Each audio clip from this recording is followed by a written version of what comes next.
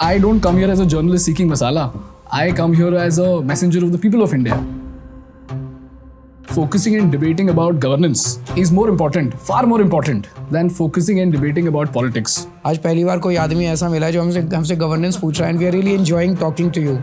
A video of yours circulates where you said that by 2024 this will be done. मैं यमुना साफ कर दूंगा. नए सीवर ट्रीटमेंट प्लांट बना रहे हैं. यमुना को साफ करने की जिम्मेदारी मेरी. No, I agree. I admit. 3 बड़े वादे किए थे मैंने, वो मैं नहीं कर पाया. आज एडमिट कर रहा हूँ आपके शो पे. उसके बाद पिछले 2 साल से आप देख रहे हो, कभी ये जेल में, कभी मैं जेल में, कभी Manish Sisodia jail. When it comes to the Mohalla Clinic,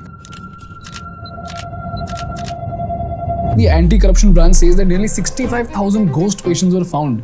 मैं थोड़ा सा स्पेसिफिक आपको डेटा दे देता हूँ. This is coming from Justice Mishra, and you've consistently said that the tanker mafia is done. But then Justice Mishra goes on to say that there is still a large number of tanker mafias that are already out there. अभी भी 3-4% दिल्ली ऐसी है जहाँ pipeline नहीं है, वहाँ tanker से अभी भी जा रहा है. What exactly is the logic behind freebies and how do they result into an economic output for the country?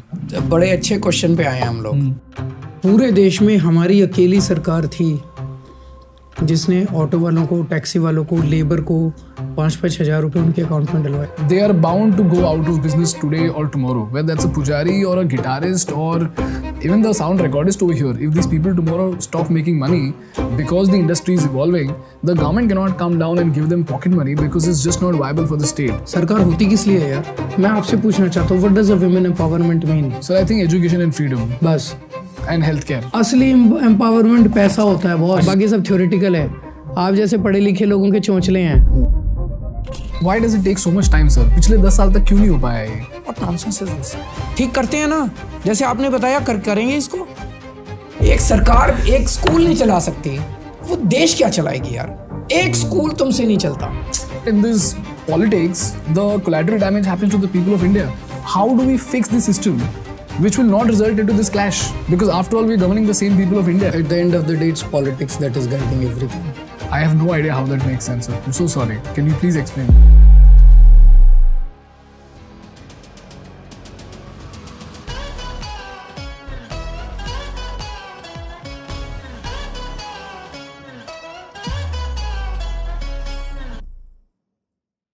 Before we move on, let me take a moment to thank Odoo for supporting our podcast. If you're a business owner, you know how tough it can be to manage customer relationships. Not too long ago, my team also faced the same challenge. Leads were coming in from emails, social media, and direct messages, but everything was chaotic. And we were losing out on valuable opportunities in spite of having customers who were willing to pay for a product. So what we learned is that a messy CRM system can mean lost leads and missed sales opportunities. But here's where Odoo's CRM can help you out. Odoo's CRM is a powerful tool that makes managing customer relationships and sales pipelines super easy. With Odoo's centralized lead management, all your leads are in just one place. So no more jumping between platforms or hunting for old conversations at all. Every lead is neatly organized in a Kanban view where you can see all the key details like customer name, contact, priority, and activity scheduled at a glance. It also simplifies scheduling and follow-ups. So whether you need to make a call, set up a meeting, or send an email, you can do it directly with the chatter within the task. Odoo's email templates and integration with tools like ChatGPT make writing emails an easy job, and all your conversations are neatly organized under each lead task. Odoo also gives you a real-time insight into your sales performance and revenue forecasts. This helps you make data-driven decisions, which is a $1 million asset. And the best part is, your first Odoo application is free for life with complete hosting and support. So if you find this useful, check out the link in the description and download Odoo now. Good morning, everyone. Good morning. Hi. My name is Ganesh Prasad and welcome to the Indian Business Podcast. This is my first political roundtable. So I'm very excited and nervous both at the same time because I've got 4 political stalwarts over here. And before we get started with the podcast, I just have 3 things to tell you, which will help us set the premise for this podcast. The first thing is that we believe that focusing and debating about governance is more important, far more important than focusing and debating about politics. So today, all the questions that we have are strictly based on governance, and we will try to avoid politics as much as possible. Because what we've come to understand is that the political battles are endless. But at the end of this political battle, the only collateral damage that happens is to the people of India. So we are here to seek answers in such a way that we understand governance better and we just keep away the politics. Secondly, sir, I don't come here as a journalist seeking masala. I come here as a messenger of the people of India. And I'm seeking answers to understand the challenges that you face, because we know for a fact that governing the capital of India is no easy task. So sometimes I may sound like a skeptic, but that's not to pinpoint. That is to understand what are the challenges so that we can look forward to a better India more strategically than just through information that are quite misleading. And thirdly, while you give your answers, if you could use stories and data to help us understand your perspective better, that would be great, because stories help us cut through the technicalities and data gives us credibility to the statements that you're making so that people can seek a better understanding of your perspective. If that's clear, shall we get started? And because guys, we have a restriction of time, we have only 1 hour. We'll cover few subjects, but we'll go so deep so that whatever we are covering, we can do justice to the subjects that we have right now within the limitation of time. So the first question that I have is about the water problem of Delhi. I spent the past 4 days over here and I saw that people were extremely happy that they are finally getting water. And I spoke to the cab drivers, the rickshaw drivers, the maids in Preet Vihar, and all of them had similar things to say that पहले उनके घर में पानी नहीं आता था, but आज उनके घर में पानी आ रहा है. Water being such a basic necessity is something that is sort of a luxury in large parts of India. But in Delhi, also it has been luxury for a large segment of time. So what exactly has been so special about your governance that from 2013 to 2024, you have turned water from a luxury to a necessity, sir? It's not just about water also. अगर आप देखें तो आज हमारा पूरा system basic necessities से जूझ रहा है. 75 साल हो गए हमारे देश को आज़ाद हुए. किसी भी देश के इतिहास में 75 साल कम नहीं होते. अगर हम देखें सेकेंड वर्ल्ड वॉर के बाद जापान, जर्मनी कम्प्लीटली डैमेज हो चुके थे, ख़त्म हो गए थे. जापान में न्यूक्लियर बॉम्ब पड़ा था, सब कुछ तहस नहस हो गया था. And with in perhaps a matter of 2 or 3 decades they became one of the most flourishing economies in the world. हमारा देश आज़ाद हुआ 1947 में, 1950 में संविधान आया और आज 75 साल हो गए हमारे देश को. हमारे देश के अंदर आज बेसिक सड़कें नहीं हैं, पानी नहीं है, बिजली नहीं है, स्कूल नहीं है, हॉस्पिटल नहीं है. तो 75 साल में किया क्या? मैं ये नहीं कह रहा, I am not underestimating whatever has been achieved so far. काफ़ी कुछ हुआ भी है, पर काफ़ी कुछ नहीं हुआ है और बेसिक नेसेसिटीज़ नहीं हुई हैं. दुनिया पता नहीं कहाँ की कहाँ जा रही है इनोवेशन में, रिसर्च में. हम कहाँ रह गए? तो पानी की जो आपने बात की, जब हमारी सरकार बनी थी मुश्किल से 40-50% दिल्ली में पानी पाइप्ड वाटर सप्लाई था. पाइप पहुंचते ही नहीं थे उनके घरों तक, तो वाटर टैंकर से पानी जाते थे. वाटर टैंकर से जब पानी जाते थे तो ऑब्वियसली बहुत बड़ा माफिया था वाटर टैंकर्स का. और पुरानी इमेजेस अगर आप उठा के नेट से देखेंगे तो एक वाटर टैंकर है, उसमें से मल्टीपल पाइप्स निकले हुए हैं. फिल्में भी बनी हैं इसके ऊपर. मेरे ख्याल से अभी एक फ़िल्म देखी थी, कौन सी थी वो, फुकरे 3 जो आई है, उसमें दिखा रहे हैं कि दिल्ली के वाटर टैंकर माफिया का दिखा रहे हैं, शायद वो उस ज़माने में. तो वो वाले पिक्चर्स होते. हमने पहला काम तो ये किया कि he was the water minister, now she is the water minister. Maybe they will throw more light on your questions, but I will just थोड़ा सा मैं पर्सपेक्टिव दे देता हूँ. हमने इतना किया कि हमने पानी की पाइपलाइन जगह जगह डालनी चालू की. That is a basic thing. तो लगभग 4000 किलोमीटर पानी की पाइपलाइन हम लोगों ने डाली है. अब ऑलमोस्ट 95-97% दिल्ली में पानी की पाइपलाइन पहुंच गई है. अभी भी 3-4% दिल्ली ऐसी है जहां पानी की पाइपलाइन नहीं है, वहाँ टैंकर से अभी भी जा रहा है. Because you'll meet some people हुल से टैंकर से पानी आता है. तो 3-4% अभी भी दिल्ली है जहाँ पानी के टैंकर से पानी जाता है. So this was the first challenge कि पानी सब जगह पहुँचे. Now Delhi is the capital city और हमें इस कैपिटल सिटी को कैपिटल के लेवल पे ही लेके आना है. देश की एक तरह से गौरव है हमारा दिल्ली जो है. तो केवल पानी की पाइपलाइन पहुंचाना इम्पोर्टेंट नहीं है, 24 घंटे पानी आना चाहिए और साफ़ पानी आना चाहिए. अभी हर गली मोहल्ले हर घर के अंदर जब आरओ लगे हुए हैं या फिल्टर लगे हुए हैं और उससे पानी पीते हैं लोग, इसकी ज़रूरत नहीं होनी चाहिए। सीधे जैसे यूरोपियन कंट्रीज़ में आप नल खोलो और पानी आता है और आप सीधे ग्लास भर के पानी पी सकते हो। दैट इज़ आवर एम कि वो अचीव करना है हम लोगों को। अभी इसकी शुरुआत हो गई। अभी अभी मैं पिछले हफ्ते अबाउट अ वीक और 10 डेज़ बैक मैं राजेंद्र नगर विधानसभा में पांडव नगर एक कॉलोनी है, वहाँ पे मैं 24/7 प्योर वाटर सप्लाई की इनॉग्रेशन करके आया हूँ। So it has started, the pilot has succeeded. Now this will in the next 5 years this will spread all across Delhi और लोगों को साफ़ पानी मिलेगा, 24 घंटे पानी मिलेगा। और अब ये पानी आएगा कहाँ से भाई? पॉपुलेशन तो 2.5 करोड़ है, तो जब टैंकर से पानी जाता था तो लोग पानी बहुत कम मिलता था लोगों को। लेकिन जब मैं कह रहा हूँ 24 घंटे पानी आएगा, नल से पानी आएगा, साफ़ पानी आएगा, तो ऑब्वियसली पानी आएगा कहाँ से? एडिशनल पानी तो चाहिए ना। तो वो पानी कहाँ से आएगा वो ये एक्सप्लेन करेगा। इसने पूरा, he is an architect, Satendra Jain, professional architect है ये, और इसने पूरा प्लान बनाया हुआ है। अभी दिल्ली में 1000 जब हमारी सरकार बनी थी 900 MGD पानी दिल्ली में आता था। ओके। ये 900 MGD पानी सालों सालों से आ रहा है, मतलब हमारे से भी पहले 900। पॉपुलेशन जो है वो बहुत बढ़ गई है, पानी की प्रोडक्शन और अवेलेबिलिटी नहीं बढ़ी है। तो पॉपुलेशन बढ़ गई है तो पानी की डिमांड भी बढ़ गई है, तो पानी आएगा कहाँ से? तो हमने ग्राउंड वाटर करके 900 को 1000 तक तो ले आए हैं पिछले 10 साल में, but that's not sufficient. Delhi की पानी की रिक्वायरमेंट 1250 to 1300 MGD है, तो बाकी पानी कहाँ से आएगा, कैसे आएगा, वो ये बताएं। देखिए, मैं आपको दो चीज़ें बताता हूँ। इसमें हम दो तरह से बात करें।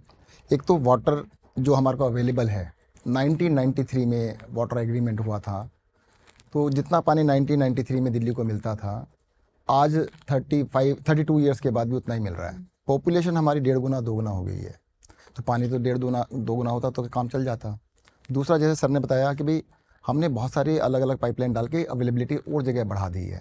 तो सबसे पहले जो बताना भूल गए सर, कि हमने जो 20,000 लीटर पानी फ्री किया, उससे क्या हुआ? वाटर कंजर्वेशन हुआ। तो महीने में जो 25,000 करते थे, 30,000 करते थे, अब वो 18,000 17,000, क्योंकि वो 20 फ्री हो जाए, 20 से नीचे लेना हमने चाहते ये हैं। कर दिया कि 20,000 लीटर तक पानी फ्री है। 21,000 होते ही सारे का पैसा लगेगा, 1,000 का नहीं लगेगा, 21,000 होते ही पूरे 21,000 का। तो people have started conserving water and bringing it down to below. Delhi में ऑलमोस्ट रेजिडेंशियल एरिया के अंदर ऑलमोस्ट 80% लोगों का वाटर बिल फ्री आता है, बिकॉज ऑफ अगर हम ये 20,000 की कैपिटल का कैप ना लगाते तो मैक्सिमम का बिल 20,000 से ऊपर जा रहा होता। तो उससे पानी कंजर्व हुआ, पहली चीज़। दूसरा क्या था कि सर ने जो बताया 900 MGD की सप्लाई थी, वो मैक्सिमम थी, वो रेगुलरली नहीं थी। रेगुलरली 800 820 850 तक जाता था, 850 से ऊपर नहीं जाती थी। कभी कभी 900 जा सकती थी, बट कभी भी 850 855 से ज़्यादा गई नहीं। तो हम लोगों ने इसको अपनी सरकार के अंदर 1,000 के करीब स्टेबलाइज कर लिया है। कभी कभी 1,020 भी जाता है, 1,025 भी जाता है, पर 1000 से ऊपर जा रहा है। यानी आपने 15% 20% सप्लाई बढ़ाई, 15-20% हमने कंजम्पशन कम की, तो उससे अवेलेबिलिटी बढ़ी है। दूसरा पॉइंट हमने क्या किया कि भाई मैक्सिमम की बात कर लेते हैं ना, हम लोग कहते भाई अभाव में जीने से अच्छा एक्स्ट्रा में चलें। तो पानी के लिए क्या किया, जैसे यमुना फ्लड प्लेन है, वजीराबाद के अपस्ट्रीम में ड्रिंकिंग वाटर जो है अंडरग्राउंड काफ़ी अवेलेबल है, तो उसमें हमने बोर किए, तो उससे पानी बढ़ाया है। दूसरा हम क्या कर रहे हैं, दिल्ली के अंदर दुनिया की सबसे बड़ा हम ग्राउंड वाटर से, दिल्ली के अंदर काफ़ी जगह पर पानी अवेलेबल है, बट वो सलाइन वाटर है, पीने लायक नहीं, ड्रिंकिंग वाटर नहीं है। जैसे इनकी असेंबली है आतिशी जी की, कालका जी, काफ़ी ऊपर पानी है, बट पानी सारा इस लायक नहीं है, थोड़ा सा उसको साफ़ करना है। तो हमने सबसे ज़्यादा दुनिया के टेंडर्स किए हैं, पीछे अब कर रहे हैं, बढ़ा रहे हैं। तो पानी को ज़मीन से एक्सट्रैक्ट करेंगे, जो कि सलाइन का मतलब खारा पानी है, पीने लायक नहीं है, उसको आरओ करके हम सप्लाई कर देंगे।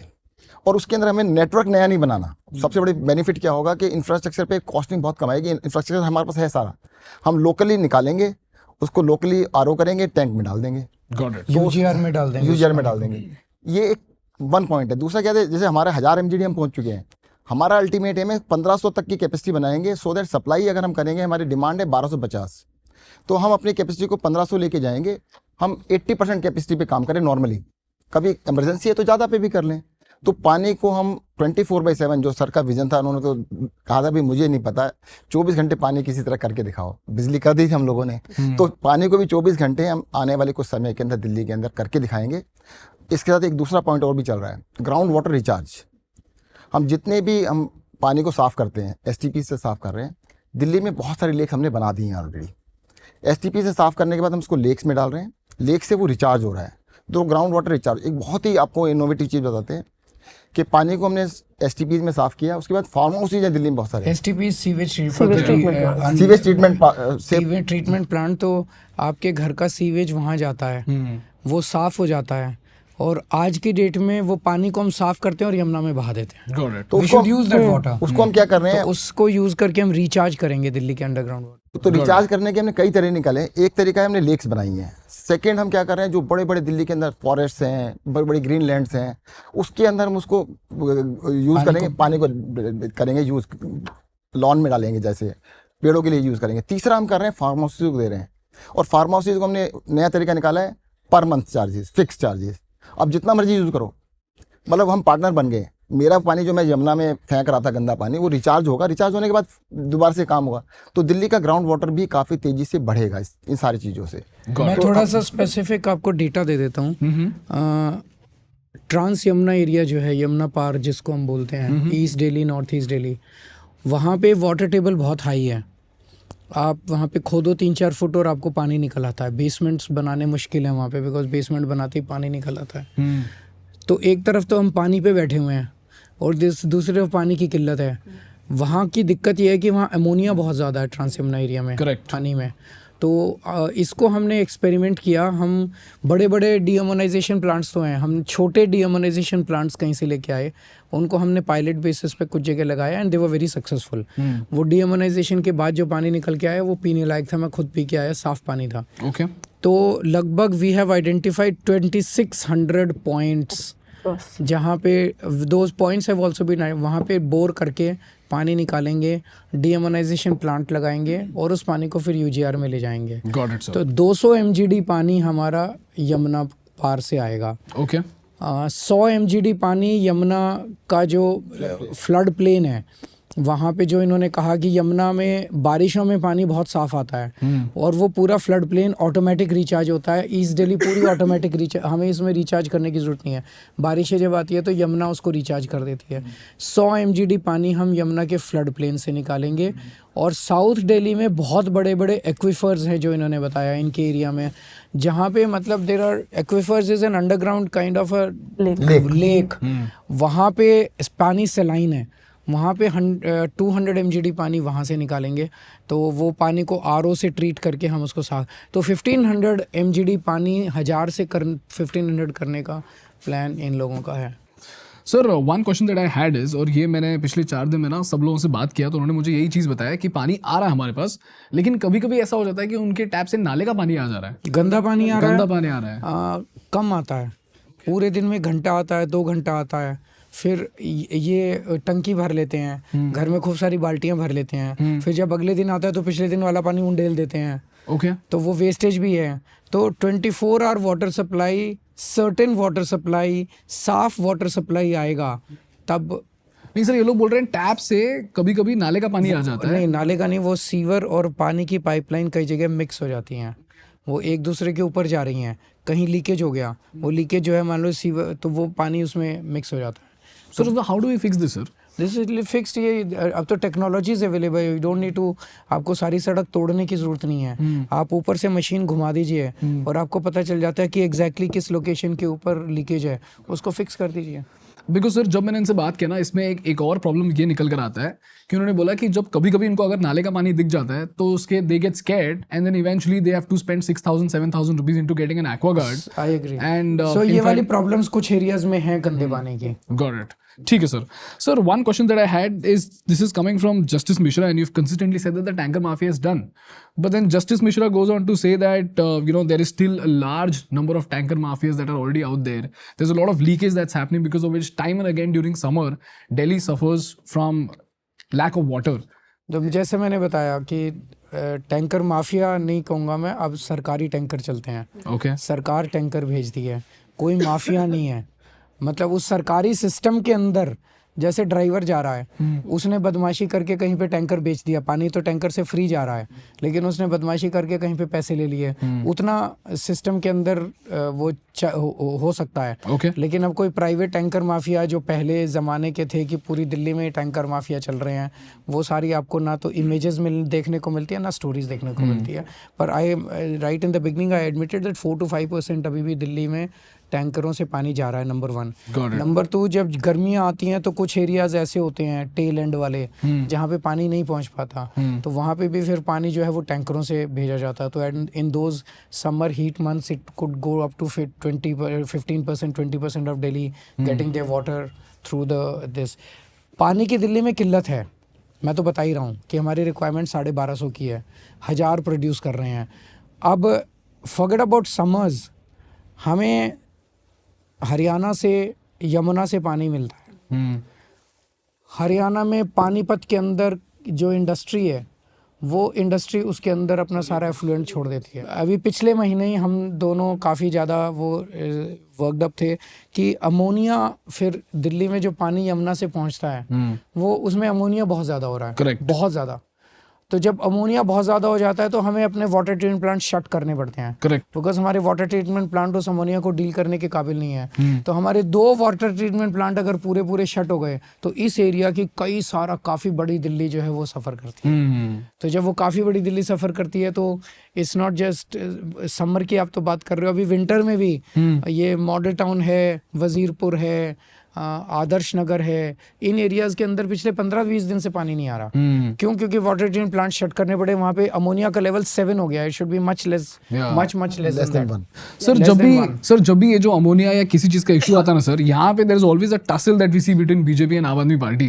क्योंकि यहाँ पे मैं बस पढ़ रहा था, Saurabh Bhardwaj said that BJP led Haryana government is responsible for this, just like you said, but then when the BJP leaders were asked for it, they said this is false and misleading. Sir, the one question that I had is, now this is a procedural issue. नहीं, ये तो fact है।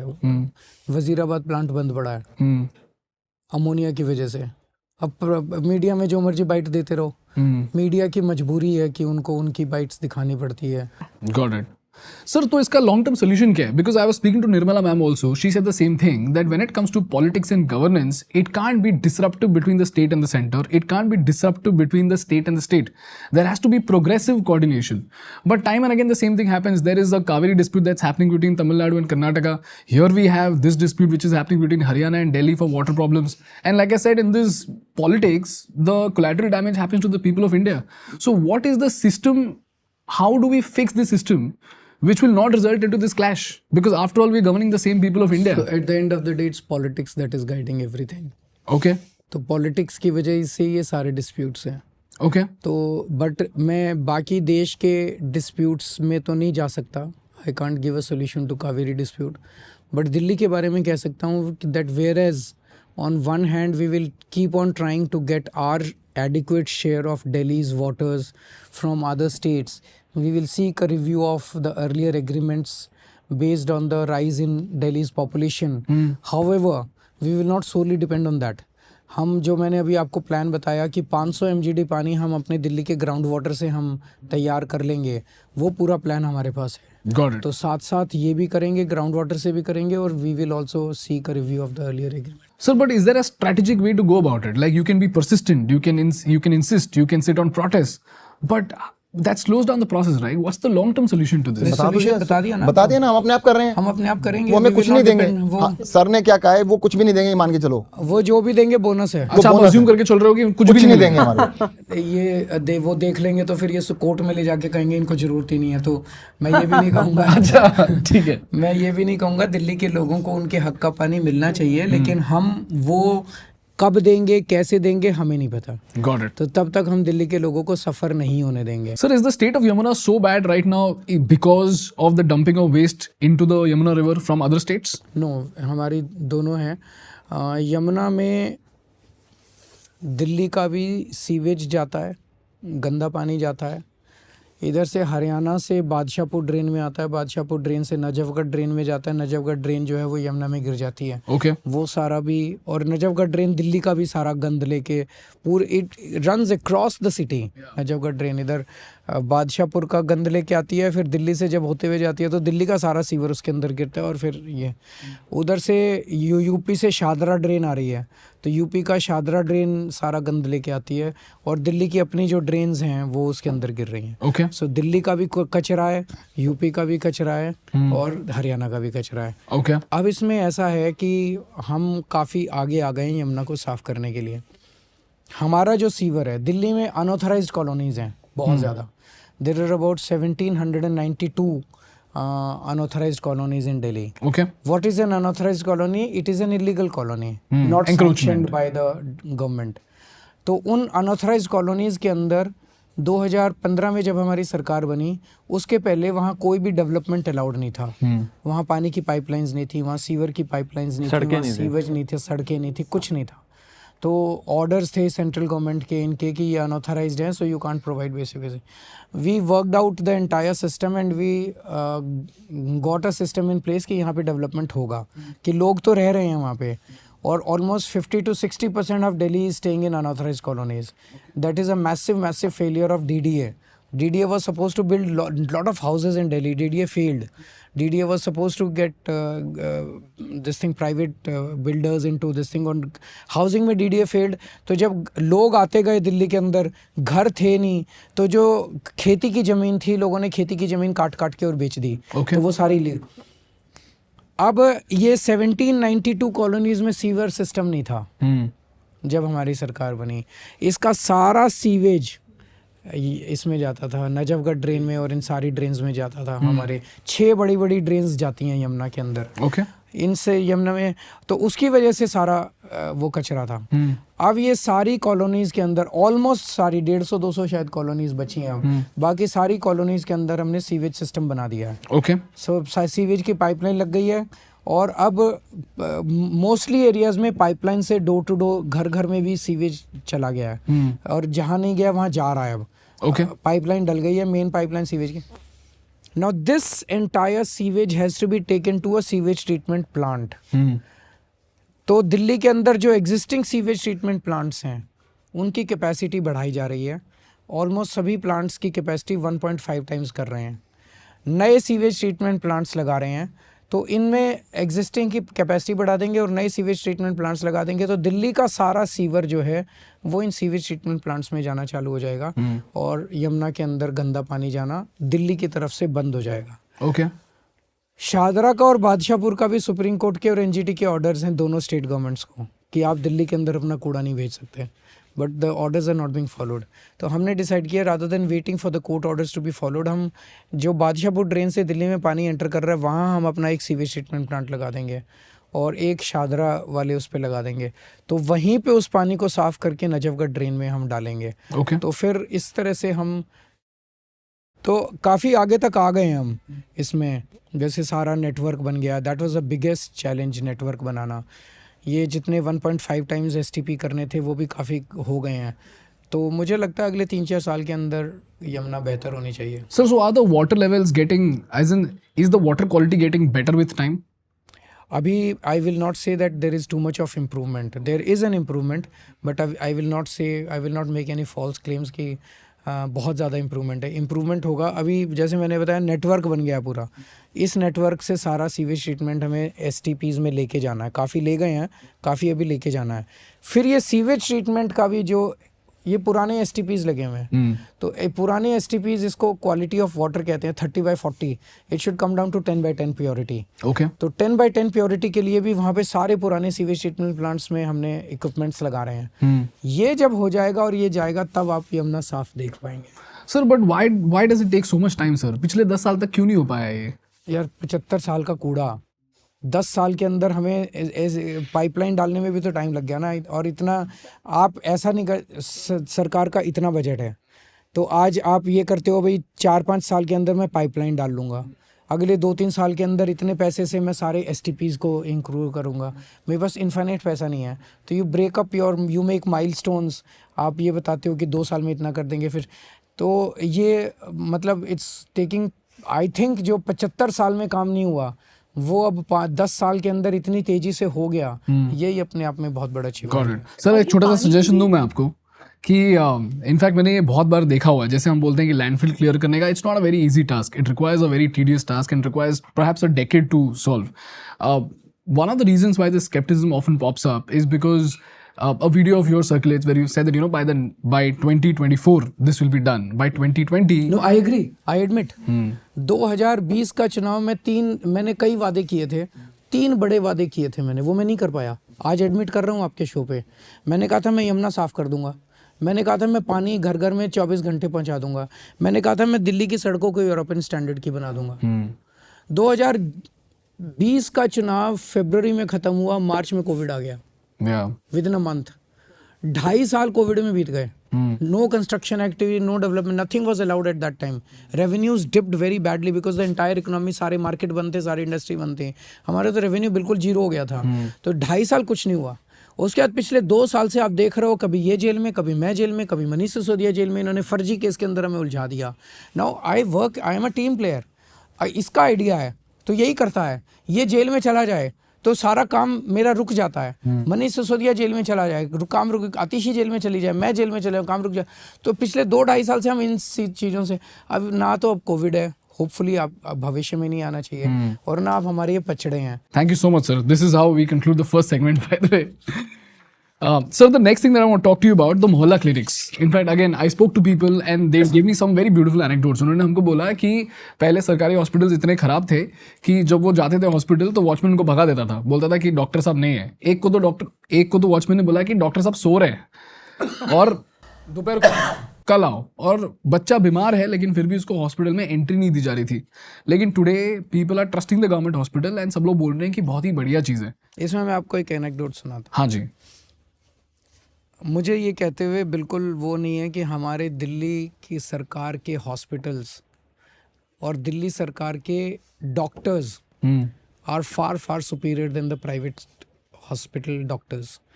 जैसे मेरी mother है, वो CM की mother है, तो उनकी एक दोस्त थी, she was reasonably well of. उनका हस्बैंड, वेरी ओल्ड लेडी, उनका हस्बैंड दिल्ली के best private hospital, I will not name the hospital, best private hospital में एडमिट था, आईसीयू में था. डेली का 1.5 लाख रुपए का बिल आ रहा था. वहाँ के डॉक्टर्स ने जवाब दे दिया, बोले कि ये बचेंगे नहीं, इनको ले जाओ घर में सेवा करो. नहीं, वो उन्होंने ये नहीं कहा ले जाओ, उन्होंने बस ये कह दिया कि बचेंगे नहीं, और डेली का 1.5 लाख रुपए का बिल आ रहा था. So that lady called up my mother and said कि इनको कहीं गवर्नमेंट हॉस्पिटल में करवा दो. जब उन्होंने बचना ही नहीं है तो 1.5 लाख रुपए रोज़ खर्च करने से क्या फ़ायदा है. हमने उनको जीबी पंथ में एडमिट करा दिया. 5 दिन के अंदर ठीक होके वो घर चले गए. Wow, interesting sir. सो हमारे हॉस्पिटल्स भी बहुत अच्छे हैं, कॉम्प्लिकेटेड से कॉम्प्लिकेटेड. एक जो प्राइवेट हॉस्पिटल्स के अंदर जो लूट है ना, over medication, over this thing, मतलब वो पैसा बचाने के लिए आपके ज़बरदस्ती टेस्ट्स भी करा देते हैं, ज़बरदस्ती एक डॉक्टर की ज़रूरत है तो वो 10 डॉक्टर आ जाते हैं आपके वो करने के लिए.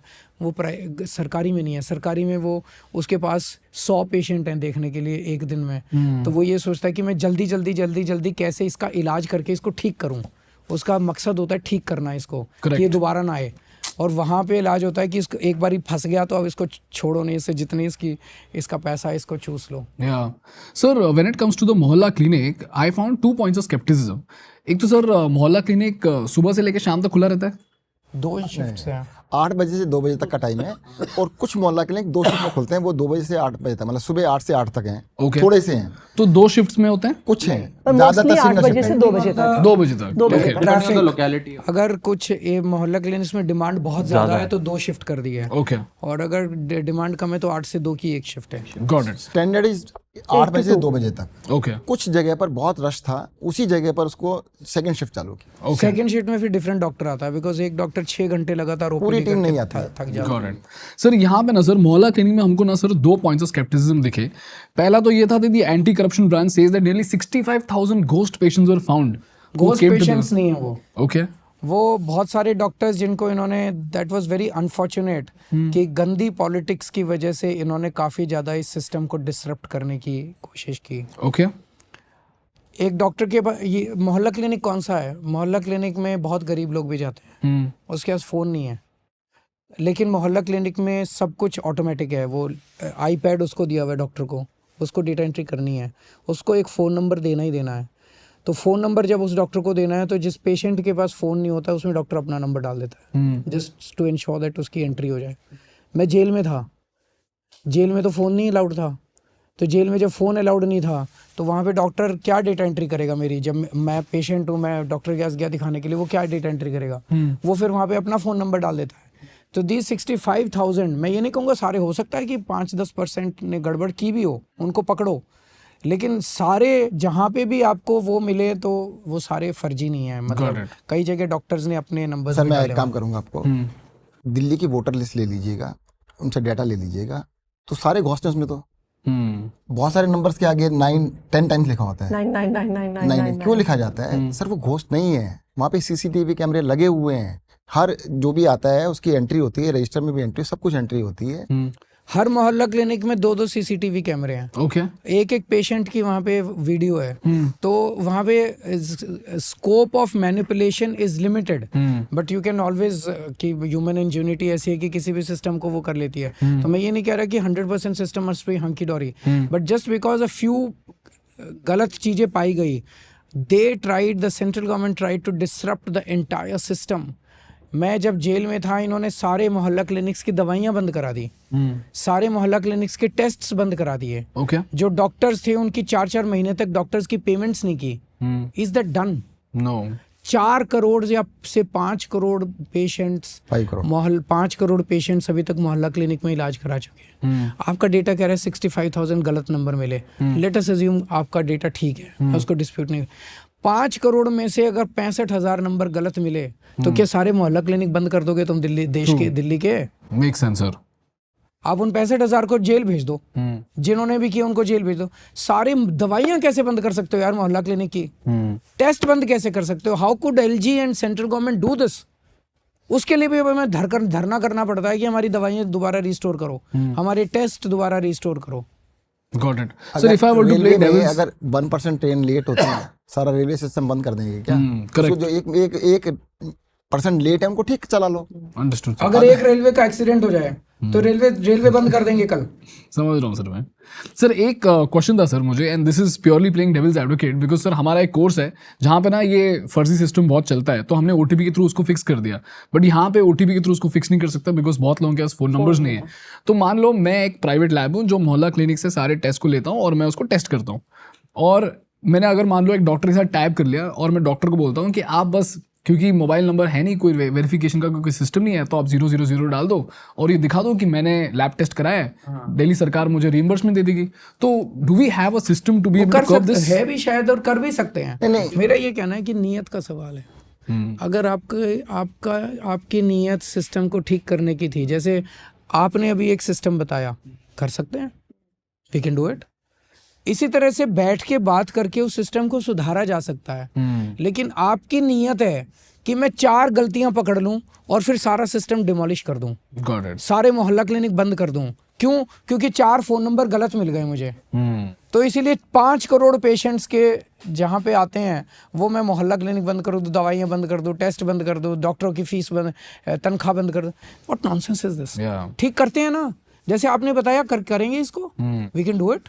और नीचे के लेवल, जब इस लेवल पे पॉलिसी बनती है, नीचे तक आते आते आते वहां पे नीचे के लेवल पे कहीं ना कहीं कोई ना कोई सिस्टम को ट्वीक करने वाला मिल ही जाता है। करेक्ट। उसको पकड़ के एक्शन लो ना उसके खिलाफ। You will not close down your hospitals because someone in some mohalla clinic has played the system. Yeah. Understood, sir. अगर 5 या 6 क्लर्क ने कहीं बदमाशी करके 30,000 35,000 फर्जी फोन नंबर डाल दिए, तो 5 करोड़ पेशेंट्स को कैसे तुम सजा दे दोगे यार? ये 1,000 में 1 से भी कम है। 1,000 पेशेंट में 1 से भी कम है। अगर 1,000 में 1 गलती है, मान लो सारे ठीक मानते, पहली बात तो ठीक सारे, मतलब ऐसा नहीं है, अगर उनको मान भी लेते हैं तो भी 1,000 में से 1 है ना। तो ना 1,000 में से भी कैसे, 5 करोड़ पेशेंट में से 65,000, इट इज लेस देन 10,000 में एक बनेगा। सर जैसा कि आपने बोला sir, to throw the baby out with the bath water. So you've thrown the baby out with the bath water. Ban Ki-moon, when he was US Secretary General, he came to visit मोहल्ला clinic, और वो Norway की prime minister कौन थी? हाँ, वो भी आई थी, नॉर्वे की और प्राइम मिनिस्टर आई थी, कोफी उनके साथ। अन्नान भी आए थे आफ्टर। कोफी अन्नान साहब आए थे। Okay. उन्होंने उसके बाद प्रेस कॉन्फ्रेंस में बोला that this is the model that should be of primary health care that should be replicated the world over. Wow. It's not just मतलब वन ऑफ। अगर ग्रेटर कैलाश के पेशेंट्स दिखाने जा रहे हैं, वर्ल्ड लीडर्स अगर देखो कुछ तो अच्छा कर रहे होंगे। Correct. और उसको सेंट्रल गवर्नमेंट सारी दवाइयां बंद कर देती है, ऑर्डर निकाल के सारे टेस्ट। वाई? क्योंकि 65, वैसे तो वो भी फर्जी है वो, लेकिन मैं मान लेता हूँ भाई 65,000 फ़ोन नंबर गलत निकले 5 करोड़ में से, उनको टांग दो यार। किसी क्लर्क ने नीचे कोई ट्वीक किया होगा सिस्टम को, किसी लैब असिस्टेंट ने ट्वीक किया होगा, उनको टांग दो उन लोगों को पकड़ के। But you can't stop the entire system. उसमें So how तकलीफ long होती was है। this stopped for? 5 महीने 5 तक महीने, उन्होंने 5-6 महीने। दवाइयाँ नहीं दी। अभी जाके अब जाके स्टेबल, अब जाके थोड़ा सा दवाइयाँ स्टेबल हुई है। मैंने निकलने के बाद डेली बेसिस के ऊपर वो किया है। दवाइयाँ अभी तक नहीं आ रही थी, टेंडर नहीं होने दिए दवाइयों के। Sir, इसमें तो मुझे ये समझ में आ रहा है that a large part of your time is just in fighting. Struggling with the system.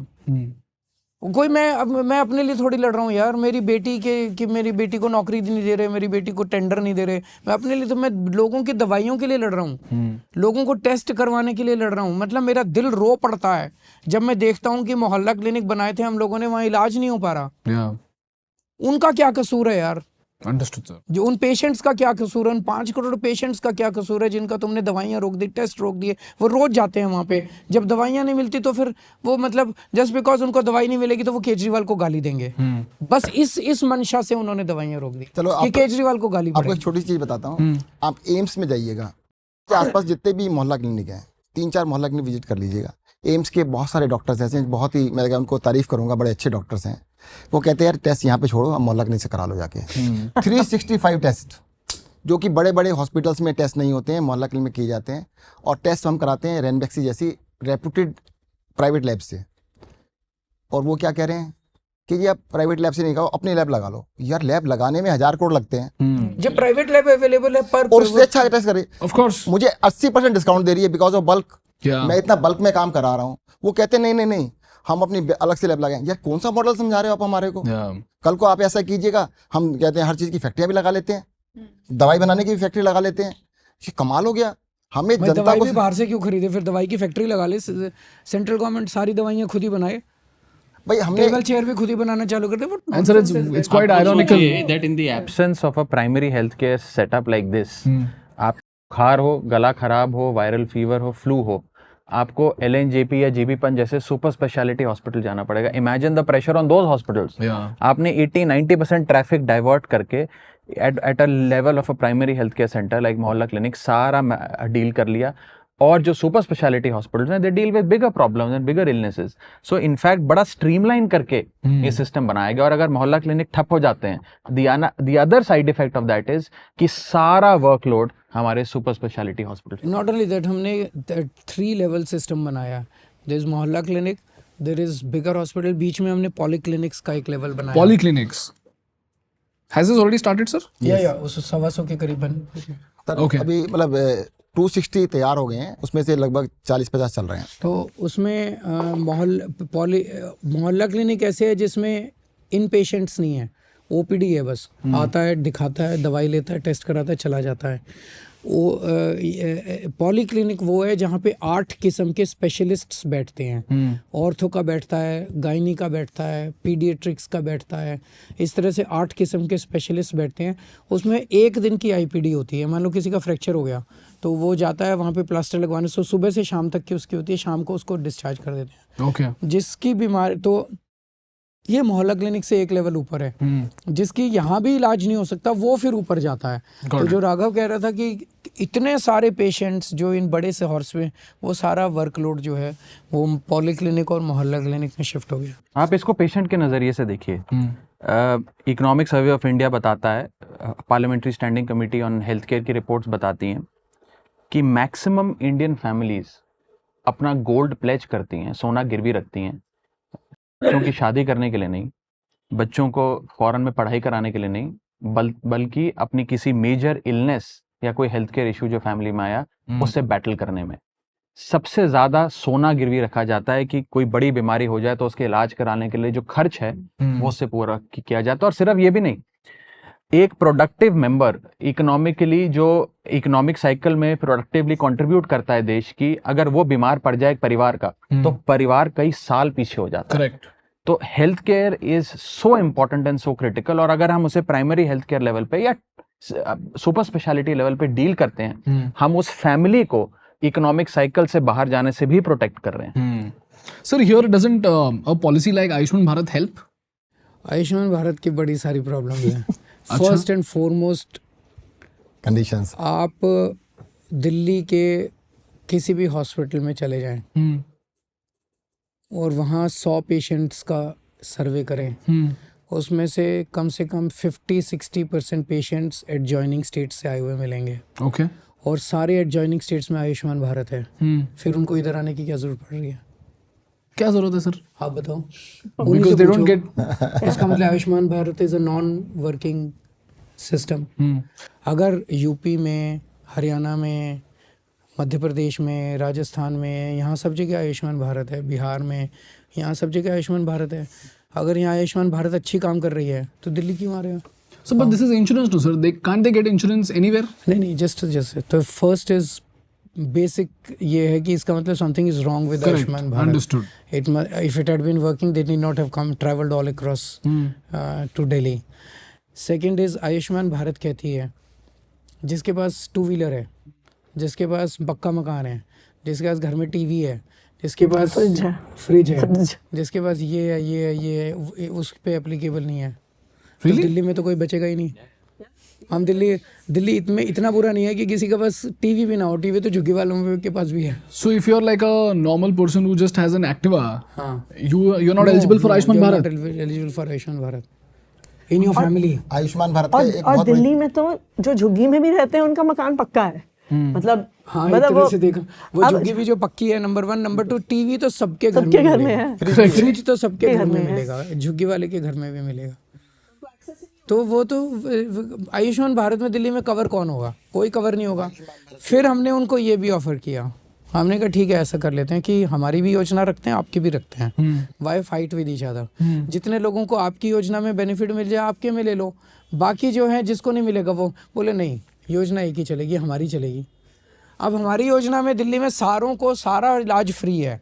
जैसे मैंने बताया कि कोई अमीर से अमीर आदमी भी मोहल्ला क्लिनिक में आए, उसके सारे टेस्ट फ्री, सारा इलाज फ्री, सब कुछ फ्री। अब मैं वो बंद कर दूं और मैं ये कहूँ जिसके पास टीवी है, जिसके पास ये, बस उनको नहीं मिलेगा और बाकी को मिलेगा, तो मैं तो एक अच्छे खासे वर्किंग सिस्टम को बंद करके एक कम्प्लीटली स्टूपिड सिस्टम को लागू करूंगा, तो इट डजंट मेक सेंस। दूसरी बात आप देखिए, उसमें 5 लाख पर ईयर की कैप है फॉर द होल फैमिली। हाँ। अब मान लीजिए कि परिवार के 2 सदस्य हैं, मेरी मदर बीमार हो जाती हैं, उनको कोई इलाज चाहिए। एक तो अगर वो सर्जरी 5 लाख से ज्यादा की है तो उसका क्या होगा? आज के दिन में दिल्ली सरकार के हॉस्पिटल में चाहे 1 लाख की हो, 5 लाख की हो, 50 लाख की सर्जरी हो, पेशेंट को कुछ नहीं देना पड़ता। अच्छा, मान लीजिए मेरी मदर ने करा ली 5 लाख की सर्जरी, उसके बाद जब मैं बीमार होंगी तो क्या होगा? उसके पैसे कहाँ से आएंगे? 5 लाख रुपए पूरी फैमिली के लिए तो कुछ भी नहीं है दिल्ली में। So you're saying that instead of insurance, it is better to provide free healthcare through government hospitals, which is more sustainable. अब बड़े अच्छे क्वेश्चन पे आए हैं हम लोग। मुझे दुनिया का एक भी कंट्री बता दो, डेवलप्ड कंट्री, जहाँ पे हर व्यक्ति के लिए, गरीब से गरीब व्यक्ति के लिए अच्छी हेल्थ और अच्छी शिक्षा का इंतजाम ना किया हो। कोई यूरोपियन कंट्री उठा लो, लंदन, यूके में NHS है, नेशनल हेल्थ सर्विस, सबको फ्री मिलता है, सबको NHS। जापान के अंदर पूरी शिक्षा फ्री है, सारा इलाज फ्री है। ये 2 चीजें बेसिक चीजें हैं, हेल्थ और एजुकेशन। ये चीजें भी जो सरकार नहीं दे सकती, दैट सरकार has no right to remain in government. Insurance करा देंगे, अस्पताल है नहीं तो इंश्योरेंस को लेके मैं इलाज कैसे कराऊंगा? आपको अपना इंफ्रास्ट्रक्चर क्रिएट करना पड़ेगा यार। और वो मतलब आप प्राइवेट सेक्टर प्लेयर को रहने दो, लेकिन सरकारी सिस्टम को इतना एफिशिएंट बनाओ कि वो प्राइवेट के साथ compete कर सके, तब प्राइवेट कंट्रोल में रहेगा। नहीं तो हेल्थ और एजुकेशन में अगर प्राइवेट सेक्टर मोनोपोली बन गए या प्राइवेट सेक्टर प्रॉफिट की वजह से उसने वो कर दिया, जनता झेल नहीं पाएगी इसको। मतलब कंप्लीटली कोलैप्स हो जाएगा हमारा सिस्टम। जिस तरह से ये दोनों पार्टियां जो हैं, इनका पूरा हमारी सरकार बनने के पहले देश में एक नैरेटिव ये चलता था, government has no business to in running schools and hospitals, they should be privatised. धीरे धीरे दिल्ली के अंदर मैं देखता था, धीरे धीरे कहते थे ये 4 स्कूल इस कॉर्पोरेट को दे दिए, ये 4 स्कूल इस कॉर्पोरेट को दे दिए, ये 5 स्कूल इस अब ये चलाएंगे। उन्होंने चलाना थोड़ी था, वो जमीन बड़ी कीमती है। वो स्कूलों को एक कोने में 4 क्लास लगा के और बाकी सारी जमीन के ऊपर अपना मॉल बना लेंगे, कॉमर्शियल कॉम्प्लेक्स बना लेंगे, ये सब। क्या सर, रियली? ये सारा प्लानिंग चल रही थी and planning commission was involved in it. ये पूरे देश के लिए मॉडल था। ओके भाई, अगर जो सरकार एक स्कूल नहीं चल, सॉरी मैं मेरे मुंह से गंदा शब्द निकलने वाला था, एक सरकार एक स्कूल नहीं चला सकती, वो देश क्या चलाएगी यार? एक स्कूल तुमसे नहीं चलता, एक स्कूल तुम नहीं चला सकते। सर, इनफैक्ट आई वाज हमने टॉकिंग, जब से स्कूल ठीक किए हैं देश के अंदर, दिल्ली के अंदर, अब किसी की हिम्मत नहीं है पूरे देश में कहने की कि let's privatise the schools, true, let's privatise the hospitals. आपको आयुष्मान हमारी भारत- सरकार स्कूल चला रही है, अस्पताल चला रही है, मोहल्ला के अच्छे चला रही है with surplus. With surplus. With a surplus budget. Ayushman Bharat का ना एक कहानी सुनाता हूं छोटी सी मैं। एलएनजेपी हॉस्पिटल हमारा 12:30 हो गए मुझे निकलना। हाँ सर, 12:30 हो गए। 12:40। 12:40। सर, एक कंक्लूजन कर दूं? हाँ, कंक्लूजन सर, आप कर बोल दो। दोगे कि मुझे दोगे एक हाँ, और मैं पॉडकास्ट? ठीक है sir, thank you so much for spending time with me. Unfortunately we have already crossed our time limit, but guys, sir ने कमिटमेंट दिया है कि सर एक और पॉडकास्ट करेंगे, because in this entire episode we have covered only 2 aspects. One is water and the other is healthcare, and we dug so deep that we've covered multiple aspects in the last 1 hour and 15 minutes. We have 5 more subjects to cover, which we will cover at length, hopefully, sir. And that's it, sir. आप बोल दो sir कि आप दोगे एक और Ganesh, episode. I really enjoyed, we all enjoyed Yes, we talking did. to you, because अभी तक जितना भी हम लोगों ने इंटरव्यूज़ किए, अनफॉर्चुनेटली वो सारे इंटरव्यूज़ पॉलिटिक्स पे होते हैं। हमें पॉलिटिक्स नहीं आती और इसी वजह से ये लोग हमारे ऊपर चढ़े रहते हैं। गंदी पॉलिटिक्स वो हमें करनी नहीं आती, हमें गवर्नेंस करनी आती है। We are all professionals, well educated people, हम पढ़े लिखे लोग हैं, हमें गवर्नेंस करनी आती है। आज पहली बार कोई आदमी ऐसा मिला है जो हमसे गवर्नेंस पूछ रहा है, and we are really enjoying talking to you. Thank you, so sir. We will continue with this before elections, we'll have another round of discussions. Done, sir. Thank you so much, sir. Sir, and one thing that I would just like to say is that मुझे बहुत अच्छा लगा कि जब whenever we spoke about the flaw in the Mohalla clinic, you said that, you know, let's rectify this flaw, let's brainstorm about this, because a lot of politicians often get नहीं, defensive. मैंने accept किया कि भाई मैंने 5 साल पहले बोला था मैं यमुना साफ करूंगा, मैं नहीं कर पाया, अब करूंगा। और क्यों नहीं कर पाया मैंने बता दिया। मैंने कहा था मैं पानी दूंगा, मैं नहीं कर पाया। Yeah, 3 प्रॉमिस बड़े किए थे पिछले चुनाव के पहले, मैं नहीं कर पाया। I am accepting it, true. लेकिन I have a plan, I have the resources and I have the will, will do it. That is wonderful, sir. Thank you so much. Thank you so much, everyone. Thank you so much. Thank you. Hi everyone, again. Here we are 12 hours later. But आप लोग 12 घंटे बाद वापस आए. Thank you so much for sparing another hour. This is 11 p.m. right now, guys. So we're recording from 11 p.m. to 12 p.m. now. So thank you so much for doing this, sir. midnight. 12 midnight. Thank you so much for doing this, sir. Thank you so much. Sir, now I want to talk to you about freebies. Now, a lot of people have this misconception that all freebies are bad freebies. But I know for a fact that that is not true. But I want to hear from you and Raghav, sir, as to what exactly is the logic behind freebies and how do they result into an economic output for the country? अच्छा, एक चीज़ बताओ कि अगर लोगों को हम अच्छी शिक्षा देते हैं, अच्छे स्कूल बनाते हैं और गरीबों के बच्चों को क्वालिटी एजुकेशन देते हैं, इज़ दैट अ फ्रीबी और nation building? Nation building. Nation building. अगर हम लोगों को अच्छे अस्पताल बनाते हैं, लोगों का फ्री इलाज कराते हैं, अच्छा इलाज कराते हैं, क्वालिटी हेल्थ सर्विस देते हैं, इज़ इट अ फ्रीबी और a national building? Nation building. Nation building. आप मेरे को कोई भी डेवलप्ड कंट्री बता दो जहाँ पे एजुकेशन और हेल्थ फ्री नहीं है और अच्छा नहीं है। तो जो डेवलप्ड कंट्रीज़ में, डेनमार्क में, नॉर्वे में, स्वीडन में, लंदन में जो बेस्ट फैसिलिटीज़ मिल रही हैं, वो अगर मैं दिल्ली के लोगों को दे रहा हूँ तो मैं क्या गड़बड़ कर रहा हूँ?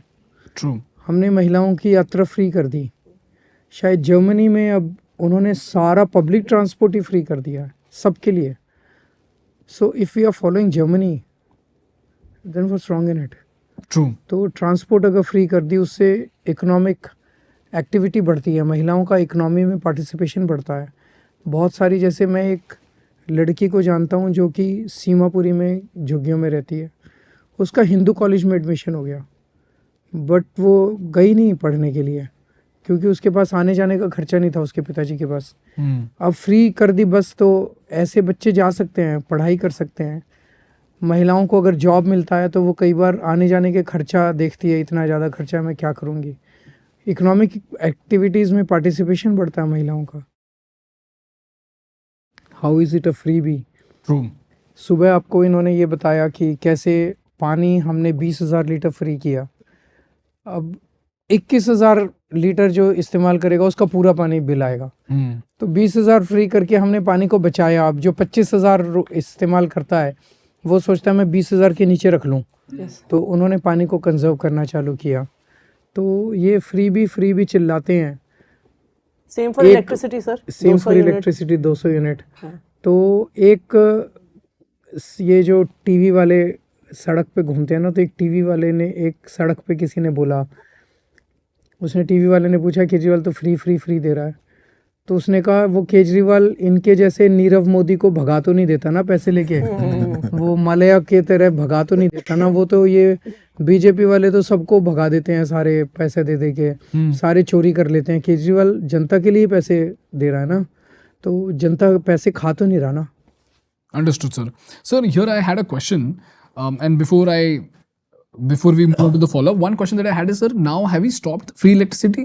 No, it's still going Because sir, we spoke to, in fact, right now जिस कैब से हम आए, हमने उनसे पूछा तो उन्होंने बोला कि जब से ये जेल वेल का जब सीन हुआ है तब से इनको इलेक्ट्रिसिटी का बिल आ रहा है। नहीं, वो उनकी 200 यूनिट से ज़्यादा, हमारी 200 यूनिट तक फ्री है। 200 से 400 पे हाफ बिजली का बिल आता है। 400 के ऊपर पूरा आता है। तो इसका जो जिससे आपने बात की उसका 200 यूनिट से ज़्यादा हो सकता है, पहले कम आ रहा होगा। Okay. उसका जेल से कोई लेना देना नहीं है। Got it, sir. So now I just have a list of freebies over here, and we did our analysis on which freebies directly result into economic output. और जैसा कि आपने बोला इलेक्ट्रिसिटी देते हैं तो लोग घर में बैठ के पढ़ पाते हैं। They're able to do a lot of things at home. They stay safe at home if they have electricity in the first place. हाँ। दिल्ली में बिजली 24 घंटे आती है, पूरे देश में कहीं नहीं आती 24 घंटे बिजली। केवल अकेला दिल्ली है जहाँ पे अनइंटरप्टेड पावर सप्लाई है। पावर कट्स नहीं है, 1 मिनट का भी पावर कट नहीं होता है दिल्ली में। ये पहली बार हुआ है दिल्ली के अंदर। हमारी सरकार बनने के पहले, हमारी सरकार 2015 फरवरी में बनी थी। 2014 की गर्मियाँ याद करो जब दिल्ली में लंबे लंबे पावर कट लगते थे। Correct. At 5600 megawatts peak demand summers में आती है। समर्स में 2014 की समर में पीक डिमांड थी 5600 मेगावाट, उसमें 8-8 घंटे के पावर कट लगते थे। आज इस वाली समर में 50 डिग्री सेंटीग्रेड चला गया था। पीक डिमांड थी 8600 मेगावाट्स, 1 मिनट का भी पावर कट नहीं लगा था। तो हमने पूरे दिल्ली के इंफ्रास्ट्रक्चर को, बिजली के इंफ्रास्ट्रक्चर को स्ट्रेंथन किया है। मैंने और इसने, ये पावर मिनिस्टर था उन दिनों में, हमने खड़े हो के बिजली के तार चेंज कराए हैं, ट्रांसफार्मर चेंज कराए हैं, दिल्ली के पावर इंफ्रास्ट्रक्चर को स्ट्रेंथन किया। देखिए, भारत का संविधान ये कहता है that India is a welfare state. Article 38 very clearly states that it is the responsibility of every state to ensure welfare of the people. Welfare क्या होता है? अरविंद जी अक्सर ये बात रखते हैं कि हम लोगों के लिए एक सोशल सिक्योरिटी नेट तैयार कर रहे हैं, हम उन्हें एक लाइफ ऑफ डिग्निटी दे रहे हैं, एक सम्मानजनक जीवन जीने के लिए जितना पानी चाहिए, जितनी बिजली चाहिए, शिक्षा, स्वास्थ्य चाहिए, बेसिक ट्रांसपोर्ट फैसिलिटी चाहिए, वो हम सबको मुहैया कराते हैं। And look at the other side of it, as elected members, यहाँ पे जितने लोग बैठे हैं सब या एमएलए हैं, कोई मंत्री हैं, कोई फॉर्मर चीफ मिनिस्टर है, कोई सिटिंग चीफ मिनिस्टर है, मैं मेंबर ऑफ पार्लियामेंट हूँ, हम सबको बिजली भी सरकार मुफ्त में देती है। हर सांसद को 40,000 यूनिट साल का बिजली मुफ्त मिलती है। हमें पानी मुफ्त मिलता है, हमें एयर ट्रैवल फ्री मिलता है, हमें कंस्टिट्यूएंसी अलाउंस से लेकर इंटरनेट अलाउंस, टेलीफोन अलाउंस, न जाने क्या क्या मिलता है। उसको फ्री भी नहीं कहते। वो फ्री भी नहीं है, वो फ्री भी नहीं लेकिन है। जनता को मिले, जनता को, हर सांसद को, हर मंत्री को 4000 यूनिट बिजली हर महीने फ्री मिलती है, वो फ्री भी नहीं है।